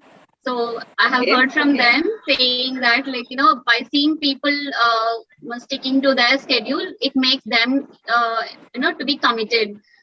So they get motivation by seeing other people working out. So even they plan their, workout properly, like. Perfect, perfect. Thank you, Sainath. Thank you, Sarita. So yes, so all that you get to hear is you go to a particular place to learn a certain thing, because you will have that environment around you, you will have that ecosystem around you, you will have the required infrastructure needed to learn, or maybe to do a particular thing, right? So here, why do we choose a particular place? It's not only gym. So people go for various coachings, various trainings. So they choose a particular place to do it, be it a gym, be it art class, be it a dance class, or be it a music class, anything for that matter, right? Why is it so? Because they have that ecosystem there, right? Because now when you see, for the last 1.5 years, how has the education system changed? We have a teacher here, a live example. So, there is a huge difference in a child going to the school and learning things, and a child sitting at home and learning things online, right? So there is no holistic development that is happening. right? So we choose certain places for certain reasons because we need an encourager in our life. We need an inspirer. We need a challenger. We need an empathizer. We need an accountable partner. This is very, very important in anybody's life, right? And we need a person who can be brutally honest with you. We need a practical motivator, the optimist, and a listener who can, listen to you and who can suggest you or advise you in the right way without judging you, without thinking about anything, putting you on the right path, basically. So when we are talking about self-awareness, when we are talking about emotional intelligence, so where can we acquire these? Where does a person learn these? Right? So we are not having these in our curriculums. We are not taught about this in our schools and colleges, right? So many of them learn through their life experiences. Most of the, I would say, maybe middle-aged people, I would say. Like, so for youngsters, there's nothing that has come in the books that you need to do so and so to be, self-aware. Emotional intelligence is this, and this is how you acquire it. No, right? So when you observe your personality, when you observe the way you behave and all, some way or the other, it is impacted by the people around you. It is impacted by the environment, the circumstances which you live in or you're going through. So similarly, when we say we all need all these people in our lives, so we need a proper community, we need a proper ecosystem, we need a proper circle that can nurture, that can guide us in developing ourselves, right?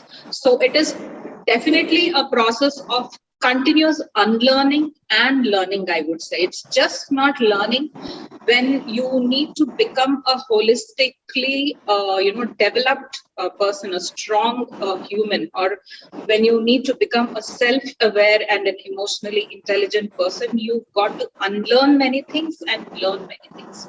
So having said that, do we have such a community around us? Do we have such network around us? Yes. So all that Sainath was talking about, we at Strong Human Network, we provide you with the ecosystem. We have that ecosystem with eminent personalities from various fields, right? Because Strong Human Community runs on strong human concepts, which are the strong human framework, which is strong human mindset, strong human principles and values, right? So we look into all these. See, we function basically on all these aspects. So now, revolving around, so the entire concept of Strong Human Network, I would say, revolves around developing the right attitude with self-awareness, with emotional intelligence, helping the person, the individual, becoming, a strong human, a self-aware, strong human. As Sainath was saying, we create the ecosystem for committed individuals to become a strong human, because here we are looking at people who are basically committed to themselves. See, you need to be truthful to first yourself, and then you explain about yourself to anybody. I mean, once you're true to yourself, I don't think you'll have the need also to explain yourself to somebody. People would see that, right? So we'll get into what a strong human network is. So I will just sum up. Sainath has already given a lot of information about how we function and how strong human network functions and all that. I'll be putting forward what are the benefits that a person, an individual coming to us to become a member gets. So we are over 500 plus members now, and with a network of almost 25,000 plus people from, as I said, public sectors, banking, armed forces, corporate backgrounds. right? So when we talk about strong human network, so yes, your success in life depends on the kind of people you spend time with. So we are giving you that ecosystem. We have the right people around to support you, to guide you, to walk you through the right way. So for example, so we've seen the committee matters a lot, definitely. So the atmosphere you are in, the people you are talking to, the people you are moving around definitely matters a lot. And I would stress on this point that you guys are here at the right point of time, at the right place. Right. So we are offering a flagship offering, which is Strong Human membership, a Strong Human challenge. So the membership is all about getting all the facilities or all the value additions that Strong Human Network has. And yes, it is there is a cost for the membership. And why membership? Because there is a challenge that you need to undergo. It's a 21-day challenge wherein you would be going through a certain process. We'll come to that later. So here you get used to new people, you get to know new perspectives, new opportunities. So it's not only the place where you will keep finding opportunities. You also have the chance of giving or maybe extending your services as well to the other members. So you'll be learning from a distinguished peer group. So you will have the clarity to achieve your goals. So now youngsters like you, definitely, I would say when it's coming to the career path, at every stage you would be needing certain clarifications, right? Certain you will be facing certain hurdles. So you would want to learn to get over all those and sail away smoothly to your goals, right? So we have to gain clarity in life, achieve your goals through advanced programs, access the services of other network also, other humans also. So you will be offering your services to them also. You have the facility of owning the Strong Human merchandise. It's only for members. And a member has to accomplish a Strong Human challenge. That is what we were talking about. And you have the discussions going on various groups, on various topics. Like here we see digital marketing, business updates, current affairs, philosophy. Apart from this, there are many going on. So you will be a part of the group of your interest, right? Where you can share your thoughts, where you can get certain updates, some values from that particular group. And we have more to come apart from the things mentioned there. So your skills are upgraded. You as a person, you're upgraded. You are constantly, I would say, you'll be upgrading yourself here. You're not, stuck at a particular place, and you will be here around, very eminent people. It's not anybody who would be guiding you or say, anyone, everybody here has their own value, are strong in their own fields. So you would be guided with such people. Our core concepts: confidence, self-awareness, emotional intelligence, honesty, ownership, accountability. Genuinely listen and assert softly, and world exposure. Genuinely listen and assert softly is something which you need to really concentrate on, because when you are helping the other member, you need to be a good listener first, right? And then probably you would be able to guide them in a way. So now, yes, Strong Human challenge. It's a very simple 21-day challenge, journaling challenge, where you will be given a destiny book. Once you have enrolled for the membership, you will be sent a kit where you'll receive a destiny book. What is a destiny book? So you will be journaling all your activities of that particular day, just 5 minutes before you go to bed. It hardly takes any time. It's not a diary that you need to fill in. It's a journal which you could spend hardly 5 minutes before you go to bed. So why journaling? Because you will be looking at you're constantly assessing your thoughts, your words, your eating habits, your sleeping patterns. So you will be observing all these in this 21 days period of time, and you will now have a proper idea of how you're how you're mentally working, right? And how is your physical fitness going on? So it's basically looking at your mental health and your physical health in a nutshell, I would say. So you're observing these, right? So it hardly takes time. Yes, as I said, it hardly takes 5 minutes for you to fill in the destiny book. So the key offerings, as I said, we have a robust onboard members, who are from very reputed backgrounds and very reputed positions, who would be guiding you.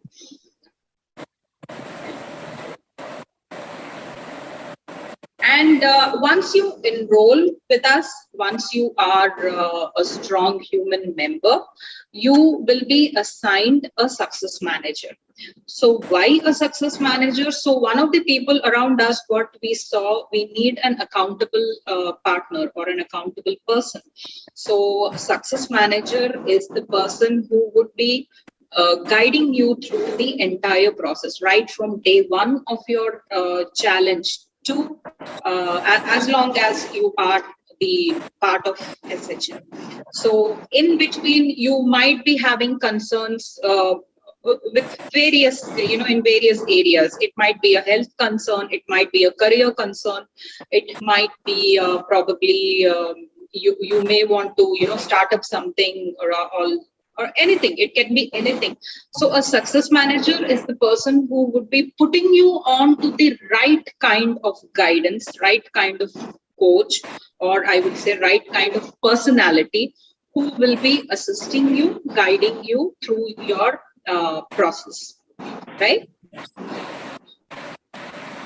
So now, how would you get into the membership? You will be you can apply for the membership on our website, or you could also send request your MTs to request for the membership. It's only through request that you get to the membership. Somebody has to refer you, somebody who knows you by face for sure has to refer you for you to become a member of SHM, right?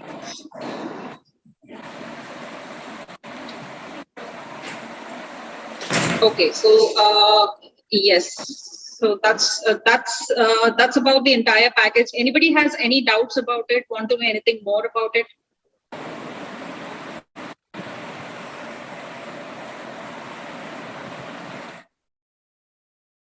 Yes, anybody here?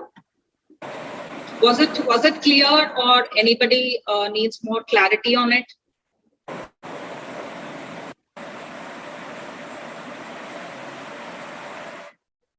Okay, so as we again stress that it is very important for a person to live a strong human lifestyle. At least now, I think most of us have this idea that we need to be strong to get along with any kind of situations in life.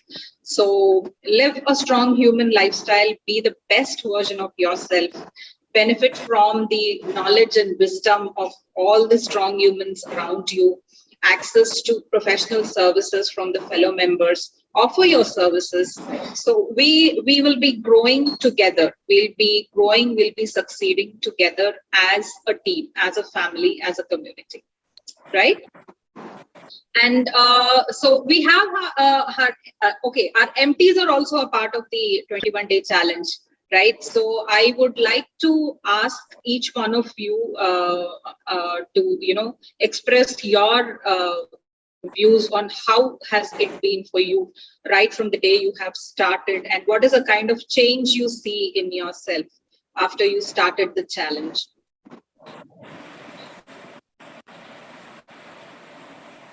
Yes, okay, we start with Anusha. Good morning, everyone. Ma'am, my camera isn't working. Shall I go on? No problem. No problem. Go on. Thank you, ma'am. So Anusha, better give chance to someone else, and meanwhile you try to fix your camera. Sure. Okay, even that is fine. Yes. So shall we, Abhimanyu? Yes, ma'am. So, yes, Strong Human Network. After joining Strong Human Network, I have a lot of things that I felt for the first time. But the most important thing about Strong Human Network is not while that I learned about it, not while I was going through the first month, but the most important thing that I came across was the 21-day challenge. And for that to happen, people actually, I was not really pretty much interested in filling that thing, because it had one section which actually mentioned meditation, and I'm not really a person who was into meditation or wanted to do meditation. And because I had this concept of meditation, like you have to sit at a place and close your eyes and go blank, which is not possible for me. I can't go blank just like that, and sit for like 5 minutes or so. But then I had a call with Rajni ma'am, and she towards the end explained that actually sitting at one place and closing your eyes and keeping a mind blank is not the only way of meditation. You can actually do anything or everything that you like with complete focus, right? For like 5 minutes or 10 minutes or 15 minutes. That is also meditation. For example, I like to paint, draw, dance, play guitar. Actually, during college, when I was back in college, my guitar was still there, so I used to play it all the time, right? And and I also try to do different things. So then I realized, okay, I was meditating all along, and I didn't know I was meditating. So that was a revelation for me, and so I started getting into the thing, and then I started filling the 21-day challenge. And what happened is, after like 10 to 12 days, I started enjoying it, because now I knew that okay, this is the part of the day that um, actually with 21-day challenge there are different sections for emotions. There is one section for emotion for the whole day, my food habits, and my different other habits which I don't really want to share. So right. So all uh, what happens is there are different sections for each of the thing and different timings of the day, right? So when I fill it, now I know that okay, today I had proper meals, or did I overeat, or did I undereat, right? Did was I in a good mood or not? Was I productive the whole day, or wasn't really productive, or was I not productive at all? There were days where I was not productive at all the whole day. So while filling the form, see, if earlier what used to happen is, while filling the form, I was not filling any forms or something, right? So if the whole day was unproductive, I was not really bothered. But now, after filling the form, when I see, okay, the whole day was unproductive, now I know that, okay, I need to step things up a bit, and I need to work on it, so that, I reach somewhere. Like, not in life, yeah, obviously that is the end goal, but I need to reach somewhere for the academics, or for the job, or for anything that I am currently working on, right? So this is what happened with me while doing the 21-day challenge, and it really helped me a lot, and in growing as a person, and knowing that okay, where I need to focus, where should I not really focus, and whatnot. And also there were instances where I was feeling a little jittery and was not really up to it, and not really productive, and Rajni ma'am really helped me a lot with it. And also Niharika ma'am kept checking on me like, is everything all right or so. So yeah, this is at the moment, at present, this is what uh, SHN has helped me with in growing as a person. Not drastically, but yeah, there is like a certain and sudden, not sudden, like gradual growth as a person, because obviously, as I said, that I was not really into a lot of things, but now I feel a quite change in me, wherein, and one more thing is also that I didn't really want to, speak in person in front of a crowd or something like that. And I had to prepare notes and, read from the screen and all. Now I feel confident enough that, okay, I did this thing, right? I did all of this thing, and now I'm confident enough to just portray the whole thing that was in my mind to all you people, which wasn't really the case earlier. I actually used to read from the screen. So this is how it helped a lot. Yeah, this is it from my side. Wonderful, wonderful. Very, very rightly said. See, change is not something which happens in a day or two, right? Change is an ongoing process, right? Change is constant. You keep on changing yourself. You keep on evolving. I wouldn't say change. You keep on evolving yourself. You keep working on yourself. You keep evolving. That's how it works, and that's how life goes on. Yeah. Thank you, Abhimanyu. Thanks a lot. Okay, next, can we have Sarita? Yes, ma'am. Can Hi, you hear me, Sarita. ma'am? Yes, ma'am. Hello, Yes, ma'am. yes. Yeah. Hello, everyone. How's life? I hope everything is going fine with you all. So I'm very pleased to see you all here, and thank you very much for joining us in the journey. Well, as you already know that I'm Sarita Brijesh, and I'm from Raichur. It is a district that is situated in Karnataka. And I have a demonstrated experience working in education industry. I have worked for more than 10 years in my own venture, and then worked around 5.5 years as a business development associate and franchisee partner at Visicom Abacus Master. And then I have also worked as lecturer and visiting professor at different engineering colleges in Karnataka. And I'm also a co-founder of 8-year-old NGO, which is named as Bimba. It's a community of more than 200 members who are working for the development of government school children and underprivileged residents of village across North Karnataka. Here, friends, I want to quote here a famous saying written by C.S. Lewis. He says, "You are never too old to set another goal or to dream a new dream." So why am I saying this? You will get it. You'll get to know in a while. So at some phase of my life, I was so frustrated with what I was doing. Though I was into many things, but I was not satisfied. My career was like standstill. There was no progression at all. I used to think about it, day in and day out.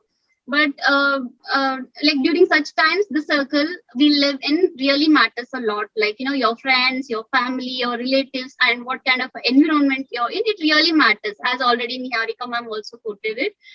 So when I shared this with my friends, everybody advised me not to think too much about it.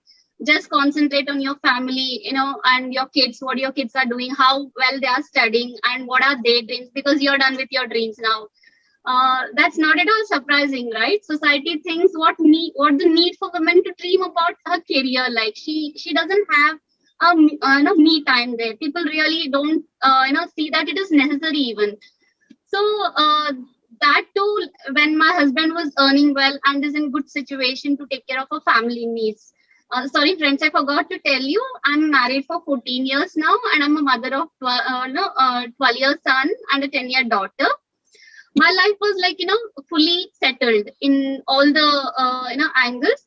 I had my dream man. I had a well-going career, and I had money. I had fame, and you can name it, and I had it.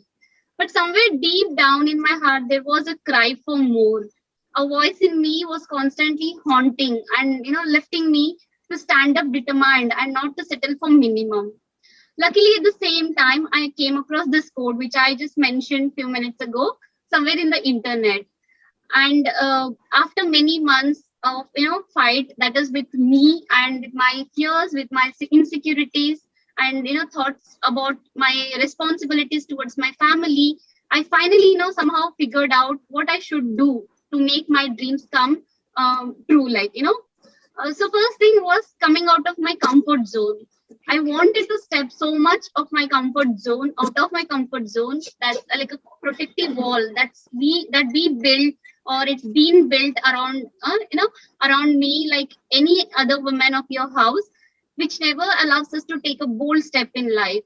We always feel like it's very secure, and if I just take up a risk, what happens? We just tend to settle to minimum, and we just at times fail to believe in ourselves and take that risk. That's when I finally decided to take a bold step and decided to go for a 2-year residential program. After a rigorous preparation, I successfully cracked CAT 2019 and got selected for 15 IIMs out of 20 IIMs, in which I chose to be a part of one of the top 3 prestigious business schools of India, IIM Calcutta. This boosted my confidence, and I know it was just a beginning of my journey to a completely new life. This decision wasn't easy at all. Everyone around me thought, and even they think even today, I'm going crazy for leaving children and going for a residential program some 2,000 kilometers away from my home. They say, why am I saying all this is like, you get million things that can bring you down, but one reason, there is a saying that when million things can bring you down, find one reason to keep you up. So that's what keep me determined at that situation.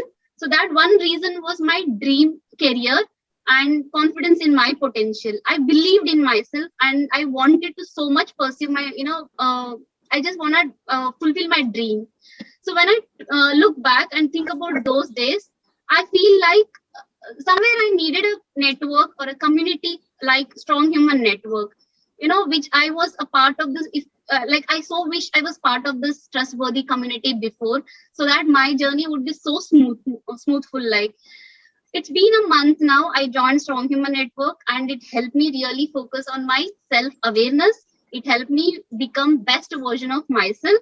It's a great platform for people who looking for overall a positive transformation in life, where you can easily discuss anything with success managers which will be assigned for each member of the community, and you can ask for any genuine opinion. You can even they are like open for advices, and you can even suggest them with open heart. They will take it very positively. I believe I am a strong woman with a positive personality, and I can handle another strong personality, and hence I joined SHN. So finally, I would like to say, if you are a person with strong mentality and you keep a growth mindset, you don't want to settle for minimum, you always want to see yourself somewhere up and keep climbing that ladder. It doesn't matter from which field of life you belong to. You have to be a part of the strong community. That's my opinion. Thank you so much for the opportunity. Thank you. Thank you, Sarita. Okay, Siddharth. Yes, ma'am. Good afternoon, everybody over here. Hope you are doing well amidst this pandemic going on right now. So basically, I became part of SHN last December, so it's been almost 6 months since I've been here. I started taking this Destiny Challenge, which I feel was one of the most remarkable parts of this network, which still is. So when I started taking it, there was not much of an impact. At the starting, I was thinking this might not impact me a lot, because it was, again, just the basic things like follow your diet. Measure your diet, how much you're eating, measure your sleeping time, and it monitors what do you smoke today, and all those very basic things. So I was thinking this might not have a major impact on me. But then when I sat down every single night at the end of the day to analyze what I did my day and how I spent my time, was it productive, did I spend it effectively and all, so that made me realize that I was not spending my time efficiently, effectively. The effectiveness was pretty less. And So so when you write it one day and then the next day you start doing your work, and then you'll realize. So this, I mean, at that time it struck me like this was what I was lacking behind yesterday. So I started, weeding out everything that lowered my efficiency in those days. And gradually as I moved on in this Destiny challenge towards the 21-day mark, so I the amount of work I could do every day was surprisingly high. The efficiency increased a lot, and then I realized, so, okay, so this is what this challenge is all about. And they say 21 days is all it is required to make it a habit. And okay, right now I guess it's become a habit. I have not stopped writing the Destiny challenge even today, so it's still continuing. It's become a part of my life every day. So right now it's become such a way that I wake up and I draft a schedule, a timetable for how my day should go, what all I'm supposed to do, and then by the end of the day when I go to bed, I'm checking if that is positive, that is done. See, all these things have been everything that Destiny Channel asked me to do has been instructed to me right from a young age. Even my parents, I was named after Gautama Buddha. So meditation, my dad has been meditating for a long time. I did it for this challenge, for the purpose of taking the years. I sat down to meditate and all. But then I realized the impact it gives in you. It lets you think about yourself. And at the end of the Destiny challenge, I understood if it could make a significant improvement in me, development in me. So this is a challenge which is supposed to be taken by everyone who is trying to become a part of SHM. So I'm pretty sure that everyone who had gone through this challenge would be ready to work on themselves, and they'll definitely be a strong human. So again, this network, because of this, I believe everyone in this network will be trustworthy. So because there's a bit of screening as well which happens before you enter this network, which I don't think is found in a lot of other networks. I guess these are the things that makes this SHM stand out from other things. So I believe that everyone should try this out as well. Great, wonderful. Thank you, Siddharth. And Anusha, ready? Yes, ma'am. My camera, no, ma'am, it's not working. So I would like to go like this. Yes. Yeah. So once again, I thank everyone present here for giving me this opportunity. So I would like to tell you my personal experience with Strong Human Network, not only as an intern, but also as a member of SHM. Yeah. In the month of December, Strong Human Network came to our institute to recruit management students for the internship program. So I have gone through the JD and applied for it. Later, I got interviewed with the CEO of Strong Human Network, Mr. Sainath sir, and I've got selected for it. So I was also aware that, I had to go through this 21-day Strong Human challenge way before the internship started.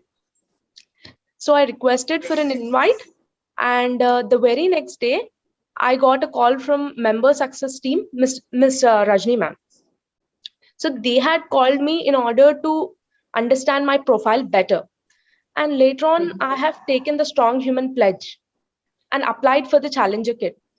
So then the next day, I received this beautiful Strong Human band and a Strong Human pen, also a Strong Human Destiny, where I could write the journal for 21 days without a break.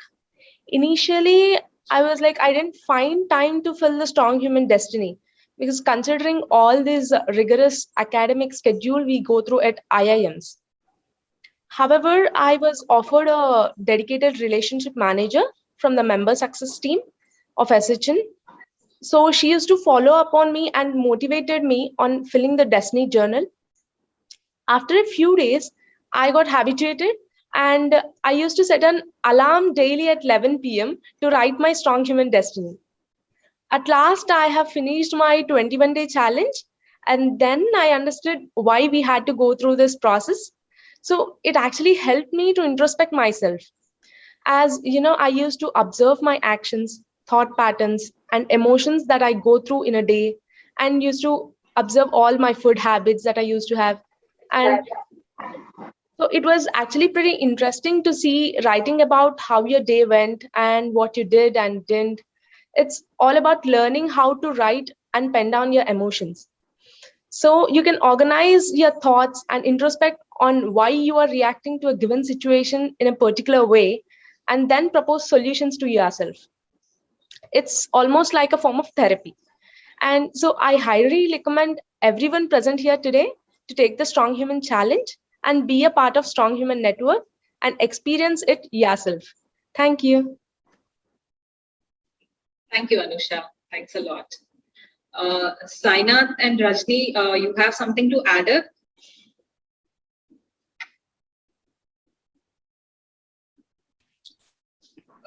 I think the management trainees, they have covered their experience well, and I think it helps to all the participants to understand about SHN better. So I don't have much to add. I have already spoken for a long time, but what we can say is that, see, we want to build a really good set of people together. And what we are looking is not a short-term approach. Like, I'm not promising heaven tomorrow. We are giving you a practical approach which is highly effective, right? So that is a main approach which we are giving to Strong Human lifestyle. And because, see, we are designed in such a way that it will automatically help you. Once you become part of SHN, automatically you start imbibing that you are a strong human, right? So once you start thinking that you are a strong human, it will impact your life. So if you are in a certain situation, you just think that, okay, what will a strong human do in this situation? That will give you a lot of clarity in any kind of situation. Previously, what happens is that in any given situation, let's say there are 2 people or 3 people. Okay, you always think that why this person has not done something, why the other person has not done something. And and there is no answer. Yeah, obviously that person didn't do something. It's their fault. If you look at it like that, and you will never be able to solve the problem. But when you are a strong human and when you are in a situation, you will think that, okay, is this what am I doing in this situation? What is my role in this? What I can do as a strong human to improve this situation or to take advantage of this situation. So being part of Strong Human will help you adapt this thinking. When you take that ownership of things, automatically things change. And obviously there are a lot of situations where you will feel very lonely, very tired, and very scared, very insecure. These are very practical situations which we are facing on a daily basis today because there is so unpredictability. And how to resolve this? Because by being in the company of the right set of people, that is the most important thing. If you are with the right set of people who are going to encourage you, motivate you, and also not just encourage, motivate, but give you the right perspective of what's happening in the industry. So even for suppose even your mother can actually motivate you or father can motivate you in sometimes. But do they know the market realities, how the world is working? They don't know. So there is no single person who can help you with all the issues or challenges in your life. There is no single person. SHN is not single person. SHN is community. And even after that, we are enabling communication between people. We are enabling trust between people. So it's like once you become part of SHN, you can use it in your own way. And it's going to show a very strong impact because it has all the aspects. So for suppose there are communities which focus just on your career. There are communities which focus only on relationships part or only on health and fitness part. But think of this, your life is not only one aspect. There are multiple aspects and all these things are interrelated. If you for suppose if you are not focusing on health, your fitness regime, probably you are getting stressed by something which is happening in your career or personal life, right? And if your personal life is not going well, it will definitely impact on your professional life also. So these are related. And you need to look at these things as a whole. You can't just say that, okay, I will focus only on this. So being a strong human helps you in all these things. And you have relationship manager and success manager with whom you can have very deep conversations. See, most of the things which are if you want to change, make something positive change in your life, first you need to get clarity, right? That clarity only you will get. The other person, if you explain your situation, they will tell you a solution as per what they understand by what you told. By what you told, they'll take those inputs, understand that, and tell you what they think, right? But actually, the solution has to come from you. You are because you have the actual awareness of the situation of what exactly is happening. So it's at the end you are the one who is going to suffer or benefit or enjoy in the relationship or in any situation. So what assessment does is that it gives you a atmosphere where you can openly talk. So when you start talking, then you will gain clarity. So SHN, success manager and relationship manager will ask you the right questions so that it will trigger the thought process in you. And so when the thought process is triggered, then you start speaking. And when you start speaking about your situation in life, then automatically you will gain clarity. So then when you're speaking, then we will probably your success manager will add that, okay, strong human principles, strong human concepts, they will add in between. So these concepts and principles will act like a guiding light. Whenever there is some confusion in the situation, they will act as guiding light. For suppose you say, you go and say that, see, I am facing problem with this issue, with this person. And this person is behaving in certain way and I am not able to handle it. And you accuse them of 100 things. But if your success manager asks you that, what is your role in this? What have you done right or wrong in this situation? That single question can give you a lot of insights, because you will start thinking, what did I really do? You will not accept these things in front of that person, right? When you look at that person as an opponent, so you will not accept any. If they tell that you did that, this and that, you will not accept. Then you will say that, but you did that. So it will always go like tu meme. So when you are part of SHN and you are talking to people in SHN, your success manager, relationship manager, these people are your friends. Their objective is to help you, and they are not part of your normal life. So with them, you can actually open up, understand what exactly is the problem, what is the other person's contribution to the problem, what is my contribution to the problem. Then you will automatically get solutions. Now you get solutions, fine. But the tricky part is implementing these solutions. So generally, a lot of people know what is the solution for their situation, but they don't do it because probably they are not in the right frame of mind, or they don't have the right people to encourage them. And finding solution is 1%. Implementing that solution practically in your life is 99%. And it requires a lot of time, patience, and you need someone to be with you in this journey. So for suppose if you want to lose weight, if you Google it, you will get enough information on how to lose weight. And at least 80% is true information only. It's not something false information. So getting information in today's age is a cakewalk. But what you do with that information is what actually matters. Right? And to make use of this information and execute something, you need a lot of support system. Then only you will be able to do it. So let's say you know what to do for weight loss, but you need to have a wellness coach, or let's say success manager who is going to be with you and ask you daily, okay, so our goal was to lose weight. What have you done today? Have you stick to the diet regime or not? So someone is asking, someone is caring. Okay, so if the same thing, it comes as a notification on your app, you won't care.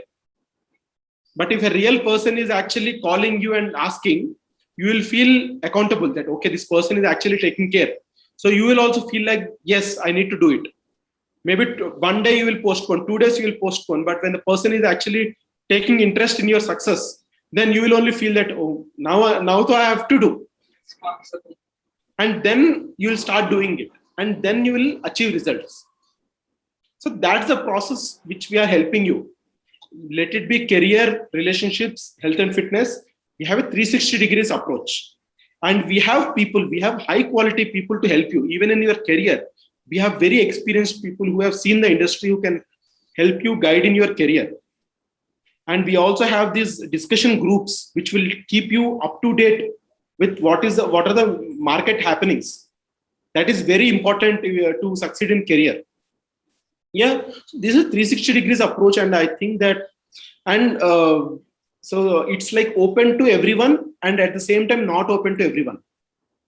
But the entry is not that you have to get so many marks, or you need to have so many marks in graduation or so much experience. The entry is that you need to have the intent to lead a strong human lifestyle. That is the criteria. So there might be 2-3 people with the same qualification, same experience and all. But when our success manager or our relationship managers talk to people, they know that who has that intent to lead the strong human lifestyle and who doesn't have the intent.